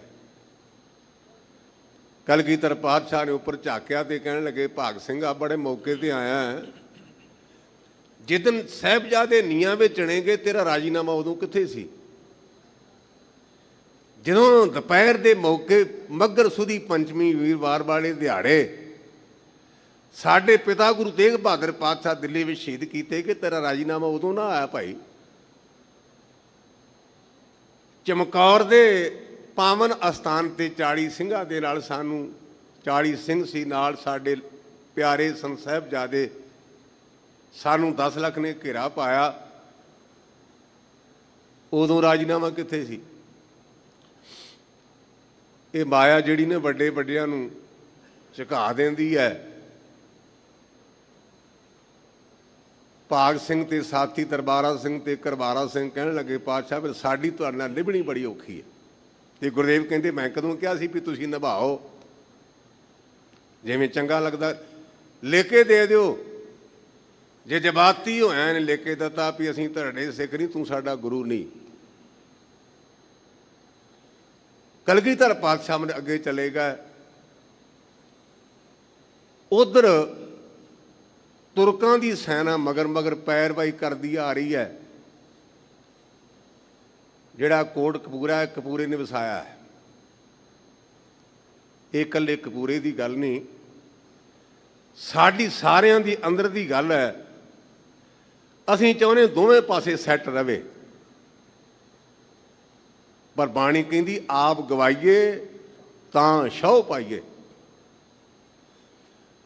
ਕਪੂਰੇ ਨੂੰ ਆਖਿਆ ਵੀ ਪੈਰ ਸਾਨੂੰ ਆਪਣਾ ਕਿਲ੍ਹਾ ਦੇ ਦੇ। ਕਹਿਣ ਲੱਗੇ, ਜੀ ਉਂਝ ਤਾਂ ਮੈਂ ਤੁਹਾਡਾ ਸਿੱਖ ਹਾਂ, ਮੈਨੂੰ ਉਂਝ ਤੋਂ ਗੱਲ ਮੇਰੇ ਦਿਮਾਗ ਵਿੱਚ ਆ ਗਈ ਹੈ। ਨਾਮ ਡੇਰਿਆਂ 'ਚੋਂ ਲੈਣ ਜਾਂਦੇ, ਉਂਝ ਕਹਿੰਦੇ ਗਿਆਨੀ ਜੀ ਸਿੱਖ। ਮੈਂ ਕਿਹਾ ਵੀ ਨਵੇਂ ਸਿੱਖ ਕਿੱਥੋਂ ਆ ਗਏ? ਅੱਜ ਕੱਲ੍ਹ ਨਵਾਂ ਕੰਮ ਚੱਲਿਆ ਜੇ, ਜਾਣਾ ਡੇਰਿਆਂ ਤੇ ਕੰਨਾਂ 'ਚ ਫੂਕਾਂ ਮਰਾਉਣ ਤੇ ਉਂਝ ਕਹਿਣਾ ਜੀ ਅਸੀਂ ਸਿੱਖ ਹਾਂ। ਜਿਹੜੇ ਦੋ ਥਾਵਾਂ ਤੇ ਜਾਂਦੇ ਉਹ ਸਿੱਖ ਨਹੀਂ ਹੁੰਦੇ। ਸਿੱਖ ਉਹ ਹੈ ਜਿਹੜਾ ਕੇਵਲ ਤੇ ਕੇਵਲ ਗੁਰੂ ਨਾਲ ਜੁੜਿਆ। ਗੁਰੂ ਗੁਰੂ ਗੁਰ ਕਰਮਨ ਮੋਰ, ਗੁਰੂ ਬਿਨਾ ਮੈਂ ਨਾ ਹੀ ਹੋਰ। ਜਿਹੜੇ ਫੂਕਾਂ ਮਰਾਉਣ ਜਾਂਦੇ ਡੁਪਲੀਕੇਟ ਤਾਂ ਹੋ ਸਕਦੇ, ਸਿੱਖ ਨਹੀਂ ਹੋ ਸਕਦੇ। ਜਿਹੜਾ ਸਿੱਖ ਹੈ ਨਾ, ਉਹ ਤਾਂ ਪੰਜਾਂ ਪਿਆਰਿਆਂ ਦੇ ਅੰਮ੍ਰਿਤ ਛਕਦਾ, ਕਿਉਂਕਿ ਸਾਨੂੰ ਤਾਂ ਹੈ ਅੰਮ੍ਰਿਤ ਪੀਵੋ, ਫੂਕਾਂ ਮਰਾਵੋ ਨਹੀਂ। ਅਣ ਫੂਕਾਂ ਮਰਾਉਂਦੇ ਧਿਆਨ ਦੇਣ, ਕਿਤੇ ਫੂਕਾਂ ਮਰਾਓ ਨਹੀਂ ਲਿਖਿਆ। ਬਾਣੀ ਕਹਿੰਦੀ ਅੰਮ੍ਰਿਤ ਪੀਵੋ ਸਦਾ ਚਿਰ ਜੀਵੋ, ਹਰ ਸਿਮਰਤ ਅੰਧ ਅਨੰਤਾ, ਰੰਗ ਤਮਾਸ਼ਾ ਪੂਰਨ ਆਸਾ, ਕਦੇ ਨਾ ਵਿਆਪੇ ਚਿੰਤਾ। ਚਿੰਤਾ ਆਵੇਗੀ ਨਹੀਂ। ਗੁਰਮੁਖੋ ਕਪੂਰਾ ਕਹਿਣ ਲੱਗਾ ਵੀ ਮਹਾਰਾਜ ਬੜਾ ਔਖਾ ਹੈ, ਪਰ ਗੁਰੂ ਦੀ ਸ਼ਰਧਾ ਵੀ ਹੈ, ਇਹ ਸਾਡੀ ਅਵਸਥਾ ਹੈ। ਉਹਨੇ ਆਪਣੇ ਇੱਕ ਵਫਾਦਾਰ ਨੌਕਰੋ ਦਾ ਨਾਂ ਖਾਨਾ ਕਰਕੇ ਲਿਖਿਆ, ਗੁਰਦੇਵ ਨੂੰ ਦਿੱਤਾ ਵੀ ਇਹਨੂੰ ਜੀ ਭੇਤ ਹੈ, ਖਾਨਿਆਂ ਗੁਰੂ ਪਾਤਸ਼ਾਹ ਦੀ ਸੇਵਾ ਕਰ, ਮੈਂ ਤੈਨੂੰ ਕਹਿਣਾ ਵੀ ਇਹਨਾਂ ਦੇ ਨਾਲ ਨਾਲ ਜਾ। ਜਿਵੇਂ ਅੱਜ ਦੇ ਜ਼ਮਾਨੇ 'ਚ ਆਪਾਂ ਭਰਾਵਾਂ ਦੀ ਆਪਣੀ ਪ੍ਰਾਪਰਟੀ ਵੰਡਦੇ ਹਾਂ ਵੀ ਭਾਊ ਨੂੰ ਆਹ 3 ਕਿੱਲੇ ਆ ਗਏ, ਦੂਜੇ ਨੂੰ 5 ਆ ਗਏ, ਫਲਾਣੇ ਨੂੰ ਕੋਠੀ ਆ ਗਈ, ਫਲਾਣੇ ਨੂੰ ਦੁਕਾਨਾਂ ਆ ਗਈਆਂ। ਇਸੇ ਤਰ੍ਹਾਂ ਗੁਰਮੁਖੋ ਜ਼ਮਾਨੇ 'ਚ ਪਾਣੀ ਦੀ ਬੜੀ ਵੈਲਿਊ ਸੀ ਤੇ 3 ਭਰਾ ਸਨ। ਉਹਨਾਂ ਨੇ 3 ਢਾਬਾਂ ਤੇ ਆਪੋ ਆਪਣਾ ਕਬਜ਼ਾ ਕੀਤਾ ਸੀ। ਇੱਕ ਦਾ ਨਾਂ ਸੀ ਤਗਾੜਾ, ਇੱਕ ਦਾ ਨਾਂ ਸੀ ਰੁਪਾਣਾ ਤੇ ਇੱਕ ਦਾ ਨਾਂ ਸੀ ਖਦਰਾਣਾ। ਜਿਹੜੀ ਮੁਕਤਸਰ ਸਾਹਿਬ ਵਾਲੀ ਜਗ੍ਹਾ ਨਾ, ਇਹ ਖਦਰਾਣੇ ਦੀ ਟਾਪ ਸੀ, ਇਹ ਉਹਦੇ ਹਿੱਸੇ 'ਚ ਆਈ ਸੀ। ਔਰ ਪਾਣੀ ਬੰਦੇ ਦੀ ਬਹੁਤ ਵੱਡੀ ਲੋੜ ਹੈ। ਉਸ ਖਾਨੇ ਦੇ ਕਹਿਣ ਤੇ ਸਤਿਗੁਰੂ ਪਾਤਸ਼ਾਹ ਉਸ ਪਾਸੇ ਚਲੇ ਗਏ, ਛੱਡ ਕੇ ਉਹ ਆ ਗਿਆ। ਉਧਰ ਸਰਕਾਰੀ ਬੰਦੇ ਜਿਹੜੇ ਨੇ, ਉਹ ਖਾਨਾ ਜਿਹੜਾ ਉਹਨਾਂ ਨੂੰ ਮਿਲਿਆ, ਕਿਉਂਕਿ ਮੁਲਾਜ਼ਮ ਸੀ ਵਿਚਾਰਾ, ਡਿਊਟੀ ਨਿਭਾਉਂਦਾ ਸੀ। ਉਹਨਾਂ ਪੁੱਛਿਆ ਵੀ ਪਾਣੀ ਕਿੰਨੀ ਕੁ ਦੂਰ? ਕਹਿਣ ਲੱਗਾ ਵੀ ਪਿੱਛੇ ਲਾਗੇ ਤੇ ਅੱਗੇ ਦੂਰ ਹੈ। ਜਦੋਂ ਇਹਨਾਂ ਨੇ ਲਿਖ ਕੇ ਦਿੱਤਾ ਨਾ, ਪਾਤਸ਼ਾਹ ਅਸੀਂ ਤੁਹਾਡੇ ਸਿੱਖ ਨਹੀਂ, ਤੇ ਮਾਤਾ ਭਾਗ ਕੌਰ ਨੇ ਉਸੇ ਮੌਕੇ ਆਖਿਆ, ਭਾਊ ਤੁਸੀਂ ਆਪਣੇ ਘਰ ਤੇ ਮੈਂ ਆਪਣੇ ਘਰ। ਮਾਤਾ ਭਾਗ ਕੌਰ ਜਿਹੜੀ ਭੈਣ ਸੀ ਨਾ, ਦਿਲਬਾਗ ਸਿੰਘ ਦੀ, ਭਾਗ ਸਿੰਘ ਦੀ, ਕਰਬਾਰਾ ਸਿੰਘ ਤੇ ਦਰਬਾਰਾ ਸਿੰਘ, ਮੈਂ ਬੇਨਤੀ ਕੀਤੀ ਇਹ 4 ਨਾਂ ਲਿਖਤ ਵਿੱਚ ਨੇ, ਬਾਕੀ ਨਹੀਂ। ਕਰਬਾਰਾ ਸਿੰਘ, ਦਰਬਾਰਾ ਸਿੰਘ, ਇਹ ਚਾਚੇ ਦੇ ਪੁੱਤ ਹੋਣਗੇ ਜਾਂ ਤਾਏ ਦੇ, ਤੇ ਸਗੇ ਭਰਾ ਸਨ ਦਿਲਬਾਗ ਸਿੰਘ ਤੇ ਭਾਗ ਸਿੰਘ। ਕਹਿਣ ਲੱਗੀ, ਭਾਊ ਤੁਸੀਂ ਗੁਰੂ ਦੇ ਨਹੀਂ ਬਣੇ, ਮੈਨੂੰ ਤੁਹਾਡੇ ਵਰਗੇ ਭਰਾਵਾਂ ਦੀ ਲੋੜ ਨਹੀਂ। ਇਹ ਮਾਤਾ ਭਾਗ ਕੌਰ ਦਾ ਸਾਡੇ ਤੇ ਇੱਕ ਬਹੁਤ ਵੱਡਾ ਆਸਾਨ ਹੈ। ਜਦੋਂ ਭੈਣ ਨੇ ਆਖਿਆ ਵੀ ਤੁਹਾਡਾ ਰਾਹ ਆਓ ਤੇ ਮੇਰਾ ਰਾਹ ਆ, ਪੈਰਾਂ ਥੱਲੋਂ ਮਿੱਟੀ ਨਿਕਲ ਗਈ। ਗਈ ਸੀ ਪੁੱਤਰ ਲੈਣ, ਕਹਿਣ ਲੱਗੀ ਮੈਨੂੰ ਪੁੱਤਰ ਨਹੀਂ ਚਾਹੀਦਾ, ਮੈਨੂੰ ਗੁਰੂ ਚਾਹੀਦਾ ਹੈ। ਤੇ ਨਾਲ ਸੀ ਪਤੀ, ਕਹਿਣ ਲੱਗਾ ਮੈਂ ਤਾਂ ਲਾਵਾਂ ਲਈਆਂ ਨੇ ਭਾਗ ਕੌਰੇ, ਮੈਂ ਤਾਂ ਤੇਰੇ ਨਾਲ ਹੀ ਰਵਾਂਗਾ, ਮੈਂ ਤਾਂ ਲਾਵਾਂ ਲਈਆਂ ਨੇ ਗੁਰੂ ਕੀ ਝੋਰੀ 'ਚ।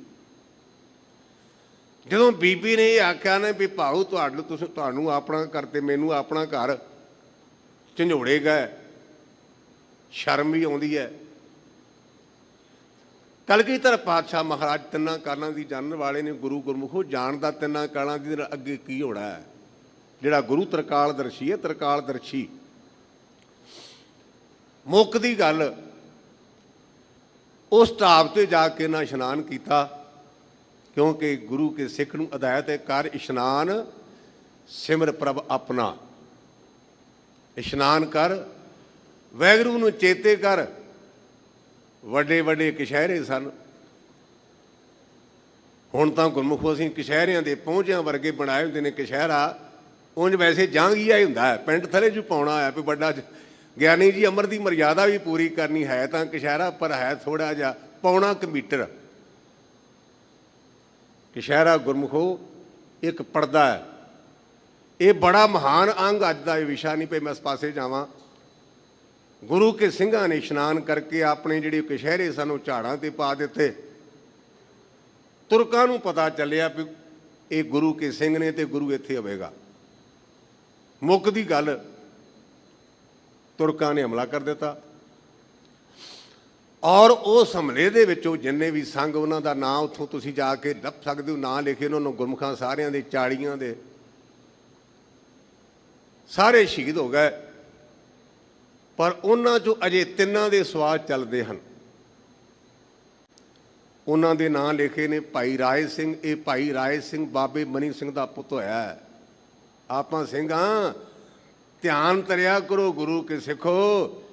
ਜਿੱਦਣ ਭਾਈ ਮਨੀ ਸਿੰਘ ਸ਼ਹੀਦ ਹੋਇਆ ਨਾ, ਭਾਈ ਮਨੀ ਸਿੰਘ ਦੇ ਨਾਲ 2 ਸਕੇ ਭਰਾ ਸ਼ਹੀਦ ਹੋਏ ਨੇ, ਭੂਪਤ ਸਿੰਘ ਤੇ ਗੱਜਾ ਸਿੰਘ, ਸ਼ਾਇਦ ਮੈਂ ਨਾਮ ਭੁੱਲਦਾ ਰਹਾਂ। ਇੱਕ ਭੂਪਤ ਸਿੰਘ, ਗੁਲਜ਼ਾਰਾ ਸਿੰਘ ਤੇ ਤੀਜਾ ਭਾਈ ਮਨੀ ਸਿੰਘ। ਇਹ ਤਿੰਨੇ ਭਰਾ ਇੱਕੇ ਦਿਨ ਸ਼ਹੀਦ ਹੋਏ ਨੇ। ਭਾਈ ਮਨੀ ਸਿੰਘ ਦਾ ਬੇਟਾ ਰਾਏ ਸਿੰਘ, ਇੱਕ ਭਾਈ ਮਾਨ ਸਿੰਘ ਹੈ ਰਟੌਲ ਨਗਰ ਦਾ, ਮਾਤਾ ਭਾਗ ਕੌਰ ਹੈ। ਅਜੇ ਸਵਾਦ ਚੱਲਦੇ ਹਨ। ਇੱਕ ਪੰਜਾਬੀ ਦੀ ਕਹਾਵਤ ਬੜੀ ਪਿਆਰੀ ਹੈ, ਪੁੱਤ ਭਾਵੇਂ ਕਪੂਤ ਹੋ ਜਾਣ ਪਰ ਮਾਪੇ ਕਮਾਪੇ ਨਹੀਂ ਹੁੰਦੇ। ਜਿਹੜੇ ਪੁੱਤ ਨੇ ਨਾ, ਉਹ ਤਾਂ ਭਾਵੇਂ ਕਪੂਤ ਹੋ ਜਾਣ ਪਰ ਮਾਪੇ ਕਮਾਪੇ ਨਹੀਂ ਬਣਦੇ। ਮਾਪਿਆਂ ਦਾ ਦਿਲ ਫਿਰ ਵੀ ਪੰਘਰ ਜਾਂਦਾ ਹੈ, ਕੀ ਕਰੀਏ, ਆਪਣਾ ਜੋ ਹੋਇਆ। ਤੇ ਗੁਰੂ ਗੋਬਿੰਦ ਸਿੰਘ ਸਾਡਾ ਬਾਪ ਹੈ, ਸਾਡਾ ਬਾਪ ਹੈ। ਅਸੀਂ ਭਾਵੇਂ ਕਪੂਤ ਹੋ ਜਾਈਏ, ਗੁਰੂ ਗੋਬਿੰਦ ਸਿੰਘ ਬਾਪ ਹੈ, ਉਹ ਫਿਰ ਵੀ ਸਾਡੇ ਨਾਲ ਪਿਆਰ ਕਰਦਾ ਵੀ ਮੇਰੇ ਆਪਣੇ ਨੇ। ਆਇਆ ਮਾਤਾ ਭਾਗ ਕੌਰ ਇੱਕ ਮੜੇ ਦੇ ਦਰਖਤ ਦੇ ਕੋਲ ਬੇਹੋਸ਼ ਪਈ ਹੈ। ਭਾਈ ਮਾਨ ਸਿੰਘ ਪਿਆ ਹੈ। ਭਾਈ ਰਾਜ ਸਿੰਘ ਦੇ ਮੱਥੇ ਤੇ ਹੱਥ ਫੇਰਿਆ। ਮੱਥੇ ਤੇ ਹੱਥ ਫੇਰਨ ਦੀ ਢੇਰ ਸੀ। ਰਾਜ ਸਿੰਘ ਰੱਬ ਨੂੰ ਪਿਆਰਾ ਹੋ ਗਿਆ, ਸਰੀਰ ਛੱਡ ਗਿਆ। ਭਾਈ ਮਾਨ ਸਿੰਘ ਦੇ ਪ੍ਰਾਣ ਚੱਲਦੇ ਨੇ। ਮਾਤਾ ਭਾਗ ਕੌਰ ਲਾਗੇ ਪਈ ਹੈ। ਕਲਗੀਧਰ ਪਾਤਸ਼ਾਹ ਨੇ ਆਖਿਆ, ਮਾਂ ਸਿਆ ਮੈਨੂੰ ਸਿਆਣਿਆ ਹੀ। ਮਾਨ ਸਿੰਘ ਦਾ ਮਨ ਭਰ ਗਿਆ। ਪਾਤਸ਼ਾਹ ਕਿਵੇਂ ਹੋ ਸਕਦਾ? ਭਲਾ ਪੁੱਤ ਬਾਪ ਨੂੰ ਕਿਵੇਂ ਭੁੱਲ ਸਕਦਾ ਹੈ? ਜਦੋਂ ਇਹ ਗੱਲ ਕਹੀ ਨਾ, ਮੇਰਾ ਪਾਤਸ਼ਾਹ ਦਰਬਿਆ। ਕਿਉਂਕਿ ਆਪਾਂ ਜਾਪ ਸਾਹਿਬ 'ਚ ਪੜ੍ਹਦੇ ਹਾਂ, ਕਰਨਾਲੇ ਹੈ ਔਰ ਘਾਲੇ ਹੈ। ਕਰਨਾਲੇ ਦਾ ਅਰਥ ਹੁੰਦਾ ਰਹਿਮਤ ਦਾ ਘਰ। ਸਾਡਾ ਗੁਰੂ ਰਹਿਮਤ ਦਾ ਘਰ ਹੈ। ਕਹਿਣ ਲੱਗੇ, ਮਾਂ ਸਿਆਂ ਜੋ ਮੰਗਣਾ ਮੰਗ, ਚਾਹਵੇਂ ਤੇ ਤੇਰੀ ਉਮਰ ਮੇਰੀ ਕਰ ਦਿਆਂ, ਜੇ ਚਾਹਵੇਂ ਤੇ ਤੈਨੂੰ ਦੁਨੀਆ ਦੇ ਪਦਾਰਥ ਦੇ ਦਿਆਂ। ਗੁਰੂ ਤੋਂ ਸਦਕੇ ਜਾਣਾ, ਪਰ ਮੈਂ ਭਾਈ ਮਾਨ ਸਿੰਘ ਤੋਂ ਵੀ ਸਦਕੇ ਜਾਣਾ ਹੈ, ਜਿਹੜਾ ਫੇਰ ਵੀ ਸੰਭਲ ਗਿਆ। ਉਹਨੇ ਹੱਥ ਜੋੜ ਕੇ ਬੇਨਤੀ ਕੀਤੀ। ਉੱਠਿਆ ਤਾਂ ਜਾਂਦਾ, ਲੰਮਾ ਪਿਆ ਵਿਚਾਰਾ।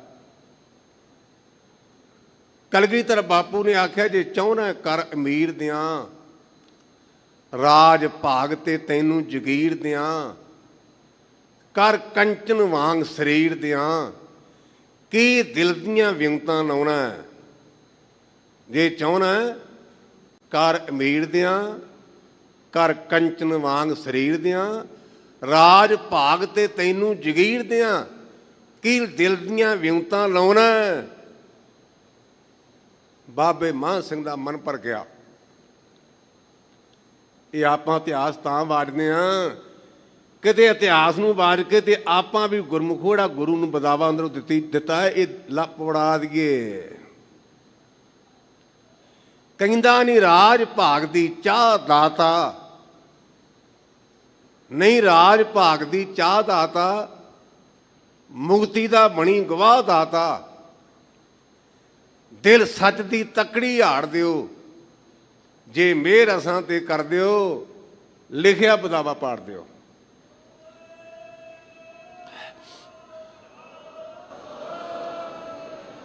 ਨਾ ਰਾਜ ਦੀ ਇੱਛਾ ਹੈ,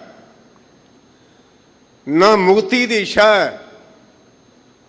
ਬਾਜਾਂ ਵਾਲੇ ਜੇ ਤਰੁੱਠਾਂ ਤੇ ਚਰਨਾਂ ਵਿੱਚ ਥਾਂ ਦੇਈ। ਆਪਾਂ ਵੀ ਸਿੱਖ ਹਾਂ।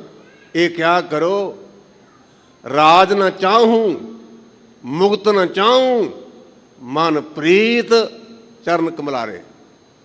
ਬਾਜਾਂ ਵਾਲਿਆ, ਨਾ ਰਾਜ ਦੀ ਲੋੜ ਹੈ ਤੇ ਨਾ ਮੁਕਤੀ ਦੀ, ਮੈਨੂੰ ਚਰਨਾਂ 'ਚ ਰੱਖੀ। ਤੇ ਜਿੱਥੇ ਕਲਗੀਧਰ ਪਾਤਸ਼ਾਹ ਦੇ ਚਰਨ ਮਿਲ ਗਏ ਗੁਰਮੁਖੋ, ਤੇ ਪਰੇਸ਼ਾਨੀਆਂ ਕਾਹਦੀਆਂ। ਮੇਰੇ ਗੁਰਦੇਵ ਨੇ ਉਸੇ ਮੌਕੇ ਕਾਗਜ਼ ਪਾੜ ਦਿੱਤਾ। ਮਾਤਾ ਭਾਗ ਕੌਰ ਦੇ ਮੱਥੇ ਤੇ ਹੱਥ ਰੱਖਿਆ। ਬੋਲਿਆ ਨਹੀਂ ਗਿਆ। ਮਨ ਭਰ ਗਿਆ। ਕਹਿਣ ਲੱਗੀ, ਮੈਨੂੰ ਪਹਿਲਾਂ ਆਸ ਸੀ ਮੇਰਾ ਨਾਦੀ ਪਿਤਾ ਬੌੜੇਗਾ। ਲਫ਼ਜ਼ ਹੈ ਨਾਦੀ ਪਿਤਾ। ਜਿਹੜੇ ਗੁਰਮੁਖੋ ਆਪਾਂ ਦੁਨਿਆਵੀ ਨਿਯਮ ਦੇ ਮੁਤਾਬਕ ਸਾਡਾ ਜਨਮ ਹੁੰਦਾ, ਉਸ ਨੂੰ ਕਹਿੰਦੇ ਹਾਂ ਬਿੰਦੀ ਪਿਤਾ। ਸਾਡੀ ਸਾਰਿਆਂ ਦੀ ਬਲਦੀਤ ਹੈ। ਲੇਕਿਨ ਪੰਜਾਂ ਪਿਆਰਿਆਂ ਦੇ ਜਦੋਂ ਅਸੀਂ ਅੰਮ੍ਰਿਤ ਛਕਦੇ ਤੇ ਸਾਨੂੰ ਪੰਜ ਪਿਆਰੇ ਸਮਾਨ ਇੱਕ ਸੁਨੇਹਾ ਦਿੰਦੇ ਨੇ, ਗੁਰਮੁਖੋ ਤੁਹਾਡਾ ਨਾਦੀ ਪਿਤਾ ਗੁਰੂ ਗੋਬਿੰਦ ਸਿੰਘ ਮਹਾਰਾਜ, ਤੁਹਾਡੀ ਨਾਦੀ ਮਾਤਾ ਮਾਤਾ ਸਾਹਿਬ ਕੌਰ ਜੀ, ਤੇ ਤੁਹਾਡੀ ਜਨਮ ਦੀ ਜਗ੍ਹਾ ਕੇਸਗੜ੍ਹ ਤਖਤ। ਮਾਤਾ ਭਾਗ ਕੌਰ ਕਹਿਣ ਲੱਗੇ, ਬਿੰਦੀ ਪਿਤਾ ਤਾਂ ਬਾਪੂ ਤੁਰ ਗਿਆ, ਪਰ ਮੈਨੂੰ ਚਾਗ ਸੀ ਵੀ ਨਾਦੀ ਪਿਤਾ ਆਵੇਗਾ। ਹਜ਼ੂਰ ਨੇ ਮੱਥਾ ਪੂੰਝਿਆ ਤੇ ਕਹਿਣ ਲੱਗੇ, ਧੀਏ ਤੈਨੂੰ ਪੱਟੀ ਪਜਾ ਦਈਏ। ਝਵਾਲ ਪਹੁੰਚਾ ਦਈਏ, ਕਿਉਂਕਿ ਪਤੀ ਤਾਂ ਤੇਰਾ ਚੜ੍ਹਾਈ ਕਰ ਗਿਆ। ਕਹਿਣ ਲੱਗੀ ਇਉਂ ਨਾ ਕਰ, ਮੈਂ ਤਾਂ ਬੜੀ ਝਾਕ ਕਰਾ ਕੇ ਆਈ ਹਾਂ ਵੀ ਮੇਰੀ ਇੱਥੇ ਤੇ ਉੱਥੇ ਪੱਤ ਰੱਖੇਗਾ, ਮੈਨੂੰ ਪਿੰਡ ਨਾ ਭੇਜ, ਮੈਨੂੰ ਚਰਨਾਂ 'ਚ ਥਾਂ ਦੇ। ਔਰ ਉਸ ਮਾਤਾ ਭਾਗ ਕੌਰ ਨੇ ਜੀਵਨ ਪਰਯੰਤ ਗੁਰੂ ਘਰ ਦਾ ਪ੍ਰਚਾਰ ਕੀਤਾ। ਔਰ ਇਤਿਹਾਸ ਕਹਿੰਦਾ ਕਿ ਬੀਬੀ ਦੀ ਇੰਨੀ ਉੱਚੀ ਅਵਸਥਾ ਸੀ ਵੀ ਉਹਨੂੰ ਆਪਣੇ ਸਰੀਰ ਦੀ ਸੋਝੀ ਨਹੀਂ ਸੀ। ਤੇ ਕਲਗੀਧਰ ਪਾਤਸ਼ਾਹ ਕਹਿਣ ਲੱਗੇ, ਧੀਏ ਥੋੜ੍ਹਾ ਜਿਹਾ ਦੁਨੀਆਦਾਰੀ ਕਰਿਆ ਕਰ, ਕੱਪੜੇ ਸੰਭਲ ਕੇ ਪਾਇਆ ਕਰ। ਔਰ ਬੀਬੀ ਨੇ ਸਾਡੇ ਵਾਂਗੂ ਲਿਬਾਸ ਪਾਉਣਾ ਸ਼ੁਰੂ ਕੀਤਾ। ਇਹਨੂੰ ਕਿਤੇ ਗਲਤ ਅਰਥ ਨਾ ਕਰਨਾ, ਬੀਬੀ ਦੀ ਸਿਮਰਨ ਦੀ ਇੰਨੀ ਅਵਸਥਾ ਵੀ ਉਹ ਸਾਡੀ ਸੋਚ ਤੋਂ ਬਹੁਤ ਗਾਂਹ ਲੰਘੀ ਸੀ। ਕਿੱਡੀ ਬਲੀ ਹੋਵੇਗੀ ਉਹ ਮਾਤਾ ਭਾਗ ਕੌਰ ਦੀ ਡਾਂਗ ਅੱਜ ਵੀ ਸਾਡੇ ਪੰਥ ਨੇ ਸਾਂਭ ਕੇ ਰੱਖੀ। ਜਿਵੇਂ ਆਪਾਂ ਰਗੜਾ ਲਾਉਂਦੇ ਨਾ, ਇਹੋ ਜਿਹੀ ਡਾਂਗ ਹੈ। ਤੇ ਮੇਰਾ ਕਿਹਾ ਵੀ ਸਾਨੂੰ ਕਹੇ ਨੇ ਕਿ 5 ਵੇਰਾ ਗਿਆਨੀ ਜੀ ਤਾਂ ਠਾਂ ਕਰ ਦਿਓ ਤਾਂ ਸਾਨੂੰ ਕੜਲ ਪੈ ਜਾਣੀ ਹੈ। ਉਹ ਬੀਬੀ ਤਨ ਕਰਕੇ ਵੀ ਮਜ਼ਬੂਤ ਸੀ, ਮਨ ਕਰਕੇ ਵੀ ਮਜ਼ਬੂਤ ਸੀ। ਤੇ ਮੈਂ ਉਸ ਦਿਹਾੜੇ ਤੇ ਕਲਗੀਧਰ ਬਾਪੂ ਨੂੰ ਬੇਨਤੀ ਕਰਾਂਗਾ, ਪਾਤਸ਼ਾਹ ਜਿਵੇਂ ਸਾਡੇ ਵਡੇਰਿਆਂ ਦਾ ਬਦਾਵਾ ਪਾੜਿਆ ਹੀ ਨਾ, ਅਸੀਂ ਵੀ ਉਹੋ ਜਿਹੇ ਭੁੱਲੜ ਸਿੱਖਾਂ। ਸਾਡੇ ਤੇ ਕਿਰਪਾ ਕਰੇ, ਸਾਡੀ ਇੱਥੇ ਤੇ ਉੱਥੇ ਪੱਤ ਰੱਖੀ। ਮੈਂ ਉਹਨਾਂ ਸ਼ਹੀਦਾਂ ਦੇ ਦਿਨ ਤੇ ਤੇਰੇ ਕੋਲ ਮੰਗ ਕਰਦਾ, ਆਪਣੇ ਲਈ ਤੇ ਜਿੰਨੇ ਮੇਰੇ ਭੈਣਾਂ ਭਰਾ ਬੈਠੇ ਸਾਰਿਆਂ ਲਈ। ਇਹ ਮੇਰੀ ਸਤਿਗੁਰੂ ਪਾਤਸ਼ਾਹ ਦੇ ਕੋਲੋਂ ਮੰਗ ਹੈ। ਹੁਣ ਨਿਯਮ ਦੇ ਮੁਤਾਬਕ ਗੁਰਮੁਖੀ ਦਾ ਹੁਕਮਨਾਮਾ ਆਇਆ, ਇਹਦੀ ਆਪਾਂ ਵਿਚਾਰ ਸਰਵਣ ਕਰੀਏ। ਹਜ਼ੂਰ ਸਾਰੇ ਤੇ ਰਹਿਮਤਾਂ ਕਰਨ। ਹਾਂਜੀ, ਸਤਨਾਮ ਸ੍ਰੀ ਵਾਹਿਗੁਰੂ ਸਾਹਿਬ ਜੀ। ਤਨਾਸਰੀ ਮਹੱਲਾ ਪਹਿਲਾ। ਸਹਿਜ ਮਿਲੈ ਮਿਲਿਆ ਪਰਵਾਣ। ਵਿਦਵਾਨਾਂ ਦੇ ਕਹਿਣ ਮੁਤਾਬਕ ਗੁਰਮੁਖ ਉਹਨਾਂ ਨੇ ਸਹਿਜ ਦੇ 3 ਅਰਥ ਕੀਤੇ ਹਨ। ਸਹਿਜ ਦਾ ਅਰਥ ਹੈ ਟਿਕਾ, ਅਡੋਲਤਾ, ਸ਼ਾਂਤੀ ਤੇ ਗਿਆਨ। ਇਹ ਰਵਾਇਤੀ 3 ਅਰਥ ਹਨ। ਜਿਹੜਾ ਮਨ ਨੂੰ ਅਡੋਲ ਰੱਖਦਾ ਨਾ, ਕਹਿੰਦੇ ਉਹਦਾ ਮਿਲਣਾ ਪ੍ਰਵਾਨ ਹੈ। ਅਡੋਲ ਤੋਂ ਭਾਵ ਕਿਉਂ ਪਿਆ ਆਪਾਂ ਗੁਰਦੁਆਰੇ ਦੇਗ ਵੀ ਕਲਾਰੀ ਤੇ ਮੁੜ ਕੇ ਕਹਿੰਦੇ ਕਬਰ ਤੇ ਮੱਥਾ ਵੀ ਟੇਕ ਆਈਏ। ਨਹੀਂ, ਭਾਵ ਕੇਵਲ ਤੇ ਕੇਵਲ ਇਹ ਗੁਰੂ ਪਰਮੇਸ਼ਰ ਤੇ ਭਰੋਸਾ ਹੋਵੇ। ਗੁਰੂ ਨਾਨਕ ਪਾਤਸ਼ਾਹ ਕਹਿੰਦੇ ਉਹ ਪ੍ਰਵਾਨ ਹੈ, ਉਹ ਲੇਖੇ 'ਚ, ਉਹ ਹਿਸਾਬ ਕਿਤਾਬ ਵਿੱਚ ਹੈ। ਨਾ ਤਿਸ ਮਰਨ ਨਾ ਆਵਣ ਜਾਣ। ਜਿਨ੍ਹਾਂ ਦਾ ਮਨ ਉਡੋਲ ਹੋ ਗਿਆ ਨਾ, ਕਹਿੰਦੇ ਨਾ ਮੁੜ ਕੇ ਮਰਨਾ ਤੇ ਨਾ ਜੰਮਣਾ, ਇਹ ਆਉਣ ਜਾਣ ਦੇ ਚੱਕਰ ਤੋਂ ਰਹਿਤ ਹੋ ਜਾਣਗੇ। ਠਾਕੁਰ ਮਹਿ ਦਾਸ, ਦਾਸ ਮਹਿ ਸੋਏ। ਕਹਿੰਦੇ ਸਵਾਮੀ ਵਿੱਚ ਦਾਸ ਤੇ ਦਾਸਾਂ ਵਿੱਚ ਸਵਾਮੀ। ਠਾਕੁਰ ਦਾ ਅਰਥ ਕੀਤਾ ਸਵਾਮੀ, ਮਾਲਕ। ਦਾਸ ਦਾ ਅਰਥ ਹੈ ਸੇਵਾਦਾਰ। ਜਿਹੜੇ ਸੇਵਾਦਾਰ ਨੇ ਉਹਨਾਂ 'ਚੋਂ ਸਵਾਮੀ ਤੇ ਸਵਾਮੀ ਨੂੰ ਸੇਵਾਦਾਰ। ਗੁਰੂ ਹਰਗੋਬਿੰਦ ਸੱਚੇ ਪਾਤਸ਼ਾਹ ਕਸ਼ਮੀਰ ਵਿੱਚ ਗਏ ਤੇ ਸੰਗਤ ਸ਼ਹਿਦ ਲੈ ਕੇ ਆਈ ਹੈ ਗੁਰੂ ਹਰਗੋਬਿੰਦ ਸੱਚੇ ਪਾਤਸ਼ਾਹ ਲਈ।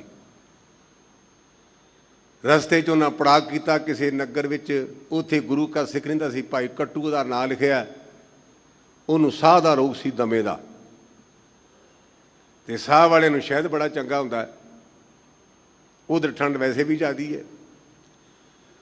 ਸ਼ਹਿਦ ਦਾ ਘੜਾ ਪਿਆ ਅਸੀਂ ਭਰਿਆ ਹੋਇਆ। ਤੇ ਭਾਈ ਕੱਟੂ ਕਹਿਣ ਲੱਗਾ ਵੀ ਜੇ ਥੋੜ੍ਹਾ ਜਿਹਾ ਮੈਨੂੰ 2-4 ਚਮਚੇ ਕੌਲੀ 'ਚ ਪਾ ਦਿਓ ਤੇ ਮੈਂ ਵੀ ਚੱਟ ਲਵਾਂ, ਮੇਰਾ ਸਾਹ ਸੌਖਾ ਹੋ ਜਾਏ। ਤੇ ਜਿਵੇਂ ਆਪਣੀ ਅੜਬੰਗ ਬੋਲੀ ਅੱਜ ਵੀ, ਜਾ ਪਰਾਂ, ਪਹਿਲਾਂ ਗੁਰੂ ਨੂੰ ਸ਼ਿਕਾਈ ਕਿ ਤੈਨੂੰ ਤੂੰ ਵੱਡਾ ਚੌਧਰੀ ਆ ਗਿਆ, ਚੁੱਪ ਕਰ। ਲੈ ਗਏ ਸ਼ਹਿਦ। ਗੁਰਦੇਵ ਕਹਿੰਦੇ ਮੈਂ ਨਹੀਂ ਛਕਣਾ। ਅਜੇ ਉਹਨਾਂ ਭਾਂਡਾ ਰੱਖਿਆ ਤੇ ਗੁਰਦੇਵ ਕਹਿੰਦੇ ਮੈਂ ਨਹੀਂ ਛਕਣਾ। ਕਹਿਣ ਲੱਗੇ ਜੀ ਬੜਾ ਸੋਧ ਕੇ ਲਿਆਂਦਾ, ਸਾਫ ਬੜਾ ਨਿਤਰਿਆ। ਤੇ ਕਹਿੰਦੇ ਜਦੋਂ ਮੈਂ ਮੰਗਿਆ ਸੀ ਉਦੋਂ ਦਿੱਤਾ ਨਹੀਂ, ਹੁਣ ਕਹਿੰਦੇ ਛਕ ਲਾ, ਮੈਂ ਨਹੀਂ ਛਕਣਾ। ਕਹਿੰਦੇ ਕਦੋਂ ਮੰਗਿਆ ਸੀ? ਕਹਿੰਦੇ ਕੱਟੂ ਨੇ ਮੰਗਿਆ ਸੀ, ਮੈਂ ਹੀ ਮੰਗਿਆ ਸੀ। ਮੇਰਾ ਰੂਪ ਨੇ ਗੁਰਸਿੱਖ। ਪਹਿਲਾਂ ਕੱਟੂ ਜਦੋਂ ਕਹਿਣ ਲੱਗੇ ਜੀ ਵੇਖੋ ਤਾਂ ਸਹੀ, ਕਹਿਣ ਲੱਗੇ ਵਿਖਾਓ। ਇਹ ਇਤਿਹਾਸ ਜੇ ਇਤਿਹਾਸ ਹੀ ਨਾ ਕਿਹਾ ਵੀ ਗਿਆਨੀ ਜੀ ਟਾਈਮ ਪਾਸ ਕਰਦੇ, ਇਤਿਹਾਸ ਵੀ ਲਿਖਿਆ। ਜਦੋਂ ਕੱਪੜਾ ਲਾ ਕੇ ਵੇਖਿਆ ਤੇ ਵਿੱਚ ਕਿਰਮ ਪੈ, ਕੱਚੇ ਹੋ ਗਏ। ਭਾਈ ਕੱਟੂ ਕਹਿਣ ਲੱਗਾ ਕਿਵੇਂ? ਕਹਿੰਦੇ ਜੀ ਗੁਰੂ ਪਾਤਸ਼ਾਹ ਕਹਿੰਦੇ ਕੱਟੂ ਨੂੰ ਛਕਾਉਣਾ, ਕਹਿਣ ਲੱਗਾ ਗੁਰੂ ਨੂੰ ਫਿਕਰ ਜੂ ਹੋਇਆ, ਬੱਚੇ ਜੂ ਹੋਏ ਉਹਦੇ। ਭਾਈ ਕੱਟੂ ਨੇ ਸ਼ਹਿਦ ਛਕਿਆ, ਜਦੋਂ ਦੁਬਾਰਾ ਲਿਆਂਦਾ ਤੇ ਕਹਿਣ ਲੱਗਾ ਗੁਰਮੁਖੋ ਮੇਰੇ ਖਾਣ ਦੇ ਯੋਗ ਹੈ। ਇਹ 6ਵੇਂ ਪਾਤਸ਼ਾਹ ਦੀ ਘਟਨਾ ਜੇ। ਮੇਰੇ ਪਾਤਸ਼ਾਹ ਕਹਿੰਦੇ ਜਿਹੜੇ ਸਵਾ ਦਾਸ ਨੇ ਨਾ, ਦਾਸਾਂ 'ਚ ਮਾਲਕ ਹੈ ਤੇ ਮਾਲਕ ਵਿੱਚ ਦਾਸ ਹਨ।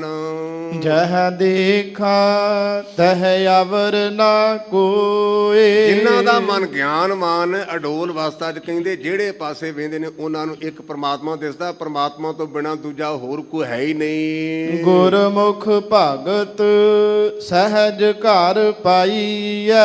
ਗੁਰਮੁਖਾ ਗੁਰੂ ਦੇ ਭੈ 'ਚ ਰਿਹਾ ਕਰ, ਔਰ ਇਸ ਪ੍ਰਕਾਰ ਗੁਰੂ ਦੇ ਭੈ ਵਿੱਚ ਰਹਿਣ ਦੇ ਨਾਲ ਤੇਰਾ ਮਨ ਅਡੋਲ ਹੋ ਜਾਏਗਾ ਤੇ ਜਿਹੜੇ ਘਰ ਦੀ ਪ੍ਰਾਪਤੀ ਕਰਨੀ ਉਹ ਤੈਨੂੰ ਮਿਲ ਜਾਏਗਾ। ਬਿਨ ਗੁਰ ਭੇਟੇ ਮਾਰੇ ਆਈਐ ਜਾਈਐ। ਪਰ ਪੂਰਨ ਗੁਰੂ ਦੇ ਮਿਲਾਪ ਤੋਂ ਬਿਨਾ ਕਦੇ ਮਰ ਗਏ ਤੇ ਕਦੇ ਜੰਮ ਪੇ ਇਸ ਚੱਕਰ 'ਚ ਪਿਆ ਰਹੇਗਾ। ਰਹਾਉ ਵਿਸਰਾਮ ਦੇ ਕਰਕੇ ਕਿਰਪਾ ਕਰਦੇ ਹਨ। ਸੋ ਗੁਰ ਕਰੋ ਜੇ ਸਾਚ ਦ੍ਰਿੜਾਵੈ। ਕਹਿੰਦੇ ਉਸ ਗੁਰੂ ਨੂੰ ਧਾਰਨ ਕਰ ਜਿਹੜਾ ਸੱਚ ਦ੍ਰਿੜ ਕਰਾਉਂਦਾ ਹੈ। ਇਹ ਨਹੀਂ ਵੀ ਲਾਚੀਆਂ ਨੂੰ ਫੂਕਾਂ ਮਾਰ ਕੇ ਕਵੇ ਵੀ ਸਾਰਾ ਟੱਬਰ ਛਕ ਲਓ ਤੁਹਾਡਾ ਗ੍ਰਹਿ ਠਲ ਜਾਏਗਾ।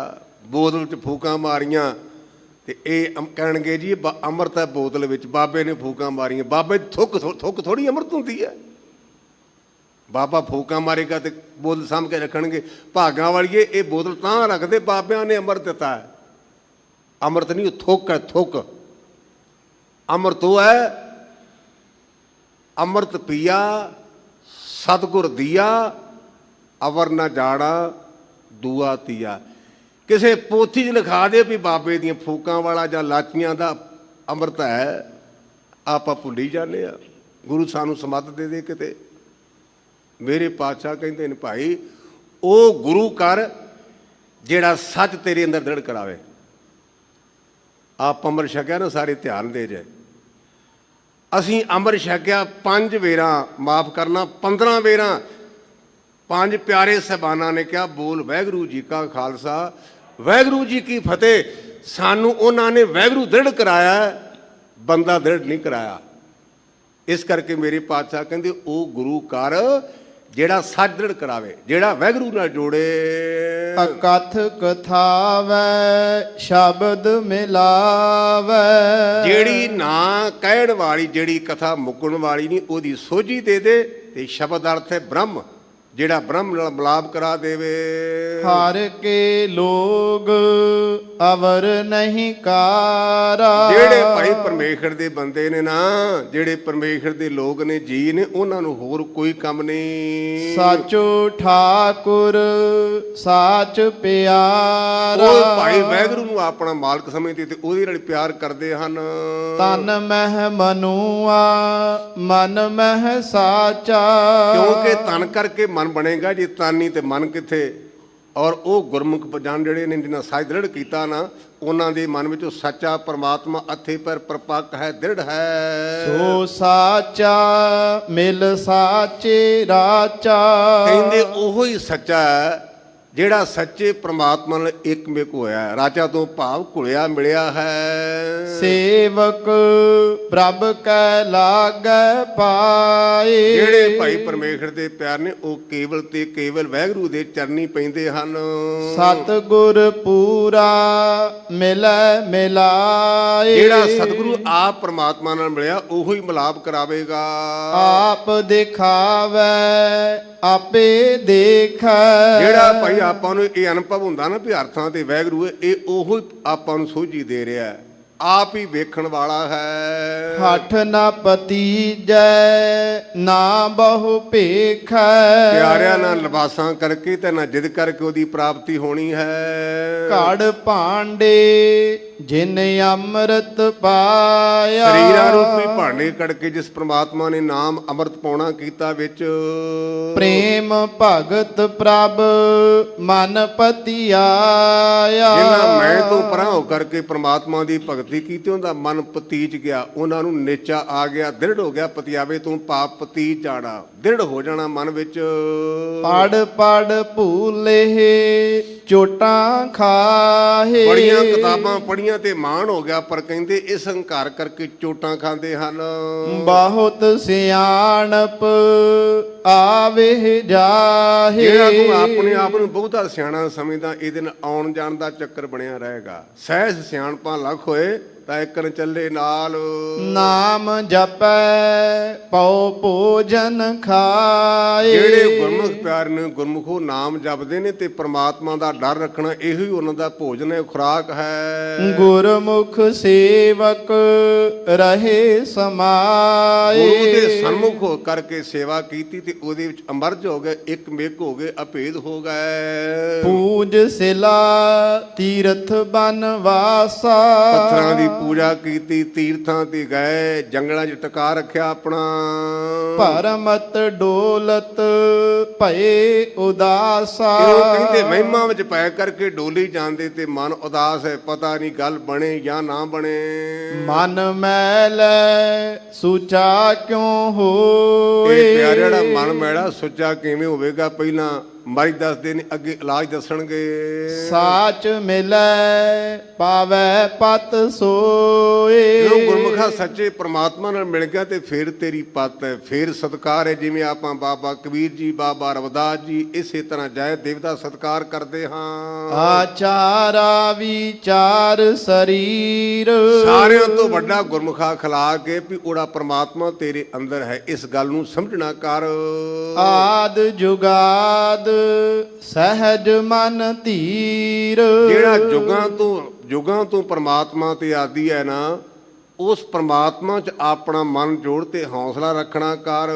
ਪਲ ਪੰਕਜ ਮਹਿ ਕੋਟ ਉਧਾਰੇ। ਪਲ ਪੰਕਜ ਦਾ ਅਰਥ ਹੈ ਵੀ ਅੱਖ ਦੇ ਚਮਕਣ ਵਿੱਚ, ਅੱਖ ਦੇ ਚਮਕਣ ਦੇ ਵਿੱਚ ਗੁਰੂ ਨੇ ਅਨੇਕਾਂ ਦਾ ਕਲਿਆਣ ਕਰ ਦਿੱਤਾ, ਕਰੋੜਾਂ ਦਾ ਆਧਾਰ ਕਰ ਦਿੱਤਾ। ਜਿਵੇਂ ਵਿਦਵਾਨ ਵੀਰ ਇੱਕ ਪੰਕਤੀ ਪੜ੍ਹਦੇ ਨੇ, ਤਾਰੇ ਗਿਣੇ ਜਾਤ ਤੇਰੇ ਤਾਰੇ ਨਾ ਗਣਾਤ ਹੈ। ਇਹ ਮੇਰੇ ਗੁਰਦੇਵ, ਸ਼ਾਇਦ ਕੋਈ ਤਾਰਿਆਂ ਦੀ ਗਿਣਤੀ ਕਰਦੇ, ਪਰ ਗੁਰੂ ਨਾਨਕ ਪਾਤਸ਼ਾਹ ਜਿੰਨਿਆਂ ਨੂੰ ਤੂੰ ਤਾਰਿਆ ਉਹ ਨਹੀਂ ਗਿਣੇ ਜਾਣੇ। ਆਪਾਂ ਕਹਾਂਗੇ ਗਿਆਨੀ ਜੀ ਕੰਪਿਊਟਰ ਦਾ ਯੁੱਗ ਹੈ, ਅਸੀਂ ਤਾਂ ਉਦੋਂ ਤੋਂ ਗਿਣਤੀ ਕਰ ਲਾਂਗੇ। ਗੁਰਮੁਖੋ ਮੰਨ ਲੈਨੇ ਤੁਹਾਡੀ ਗੱਲ ਵੀ ਤੁਸੀਂ ਕੰਪਿਊਟਰ ਨਾਲ ਗਿਣਤੀ ਕਰ ਲਓਗੇ, ਜਿਹੜੇ ਅੱਗੇ ਤਾਰਨੇ ਨੇ ਉਹਨਾਂ ਦੀ ਗਿਣਤੀ ਕਿਵੇਂ ਕਰ ਲਓਗੇ? ਇਹ ਥੋੜਾ ਵੀ ਗੁਰੂ ਨਾਨਕ ਪਾਤਸ਼ਾਹ ਦੀ ਰਹਿਮਤ ਮੁੱਕ ਗਈ ਹੈ। ਤੁਹਾਡੇ ਕੋਲ ਕੰਪਿਊਟਰ ਹੈ, ਬੜੇ ਪੜ੍ਹੇ ਲਿਖੇ, ਤੁਹਾਡੇ ਕੋਲ ਸਾਇੰਸ ਦਾ ਪ੍ਰਭਾਵ ਹੈ, ਨਹੀਂ ਗਿਣੇ ਜਾਣੇ। ਇਸ ਕਰਕੇ ਮੇਰੇ ਪਾਤਸ਼ਾਹ ਕਹਿੰਦੇ ਨੇ, ਮੇਰੇ ਗੁਰਦੇਵ ਨੇ ਅੱਖ ਦੇ ਚਮਕਣ ਵਿੱਚ ਕਰੋੜਾਂ ਦਾ ਕਲਿਆਣ ਕੀਤਾ। ਕਰ ਕਿਰਪਾ ਗੁਰ ਮੇਲ ਪਿਆਰੇ। ਅਖੀਰ ਵਿੱਚ ਬੇਨਤੀ ਕਰੀਏ, ਪਾਤਸ਼ਾਹ ਜੀ ਕਰੋੜਾਂ ਦਾ ਆਧਾਰ ਕੀਤਾ ਨਾ, ਤੇ ਸਾਡੇ ਤੇ ਵੀ ਕਿਰਪਾ ਕਰ, ਸਾਨੂੰ ਆਪਣੇ ਨਾਲ ਮਿਲਾ ਲਾ। ਕਿਸ ਆਗੈ ਪ੍ਰਭ ਤੁਧ ਸਾਲਾਹੀ। ਇਹ ਵਾਹਿਗੁਰੂ ਤੂੰ ਸਾਰਿਆਂ ਤੋਂ ਵੱਡਾ, ਤੇ ਇਸ ਕਰਕੇ ਤੇਰੇ ਤੋਂ ਬਿਨਾਂ ਕਿਹਦੀ ਸਿਫਤੋਂ ਸਲਾਹ ਕਰੀਏ। ਮੈਂ ਤਾਂ ਤੇਰੇ ਅੱਗੇ ਬੇਨਤੀ ਕਰਨਾ, ਤਾਈਓ ਤਾਂ ਆਪ ਅਰਦਾਸ ਕਰ ਲੱਗਿਆ, ਪੌੜੀ ਪੜ੍ਹਦੇ, ਤੂੰ ਠਾਕਰ ਤੁਮ ਪਏ ਅਰਦਾਸ। ਤੁਧ ਬਿਨ ਦੂਜਾ ਮੈਂ ਕੋ ਨਾਹੀ। ਵਾਹਿਗੁਰੂ ਲੋਕੀ ਜਿੰਨਿਆਂ ਨੂੰ ਮਰਜ਼ੀ ਮੰਨੀ ਜਾਣ, ਪਰ ਮੈਨੂੰ ਤੇਰੇ ਤੋਂ ਬਿਨਾਂ ਕੋਈ ਦੂਜਾ ਲੱਭਦਾ ਹੀ ਨਹੀਂ, ਤੇਰੇ ਤੋਂ ਬਿਨਾਂ ਕੋਈ ਤੇਰੇ ਬਰਾਬਰ ਹੈ ਹੀ ਨਹੀਂ। ਤੇਰਾ ਸ਼ਰੀਕ ਕੋ ਨਹੀਂ, ਜਿਸ ਨੂੰ ਲਵੇ ਲਾਏ ਸੁਣਾਇਆ। ਜਿਉ ਤੁਧ ਭਾਵੈ ਤਿਉ ਰਾਖ ਰਜਾਏ। ਹੁਣ ਇੱਕ ਮੇਰੀ ਬੇਨਤੀ ਵੀ, ਪਾਤਸ਼ਾਹ ਮੇਰੀ ਮਰਜ਼ੀ ਨਾ ਮੰਨੀ, ਜਿਵੇਂ ਮੈਂ ਕਹਿੰਦਾ ਮੇਰੀ ਨਾ ਮੰਨੀ, ਜਿਵੇਂ ਤੈਨੂੰ ਚੰਗਾ ਲੱਗਦਾ ਨਾ, ਆਪਣੇ ਹੁਕਮ ਦੇ ਮੁਤਾਬਕ, ਆਪਣੀ ਰਜ਼ਾ ਦੇ ਮੁਤਾਬਕ ਮੈਨੂੰ ਉਵੇਂ ਰੱਖਣਾ ਕਰ। ਨਾਨਕ ਸਹਿਜ ਪਾਏ ਗੁਣ ਗਾਏ। ਤੇ ਜਿਵੇਂ ਪਿਓ ਆਪਣੇ ਪੁੱਤਰ ਨੂੰ ਦਿਲਾਸਾ ਦਿੰਦਾ, ਧੰਨ ਗੁਰੂ ਨਾਨਕ ਪਾਤਸ਼ਾਹ ਸਾਨੂੰ ਕਹਿੰਦੇ, ਪੁੱਤਰਾ ਹੌਸਲਾ ਕਰ, ਕੋਈ ਨਹੀਂ ਐਵੇਂ ਗੱਲ ਬਣ ਜਾਏਗੀ, ਪਰ ਥੋੜੀ ਜਿਹੀ ਖੇਚਲ ਕਰਕੇ ਨਾਨਕ ਸਹਿਜ ਭਾਏ ਗੁਣ ਗਾਏ। ਤੂੰ ਮਨ ਨੂੰ ਅਡੋਲ ਕਰਕੇ ਭਾਵਨਾ ਦੇ ਸਹਿਤ ਉਹਦੇ ਗੁਣ ਗਾਇਆ ਕਰ। ਜਿਵੇਂ ਤੂੰ ਦੇ ਬੇਨਤੀ ਕੀਤੀ, ਉਹ ਪਰਿਪੂਰਨ ਪ੍ਰਮਾਤਮਾ ਤੇਰੀ ਬੇਨਤੀ ਨੂੰ ਸਵੀਕਾਰ ਕਰ ਲਏਗਾ। ਸਤਿਗੁਰੂ ਪਾਤਸ਼ਾਹ ਸਾਡੇ ਤੇ ਰਹਿਮਤਾਂ ਕਰਨ, ਇਹ ਗੁਰੂ ਕਾ ਸਥਾਨ ਸਾਡੇ ਜੀਵਨ ਦਾ ਅੰਗ ਬਣੇ। ਤੇ ਵਾਹਿਗੁਰੂ ਸਾਨੂੰ ਆਪਣੀ ਰਜ਼ਾ 'ਚ ਰੱਖੀ, ਭਾਣੇ 'ਚ ਰੱਖੀ।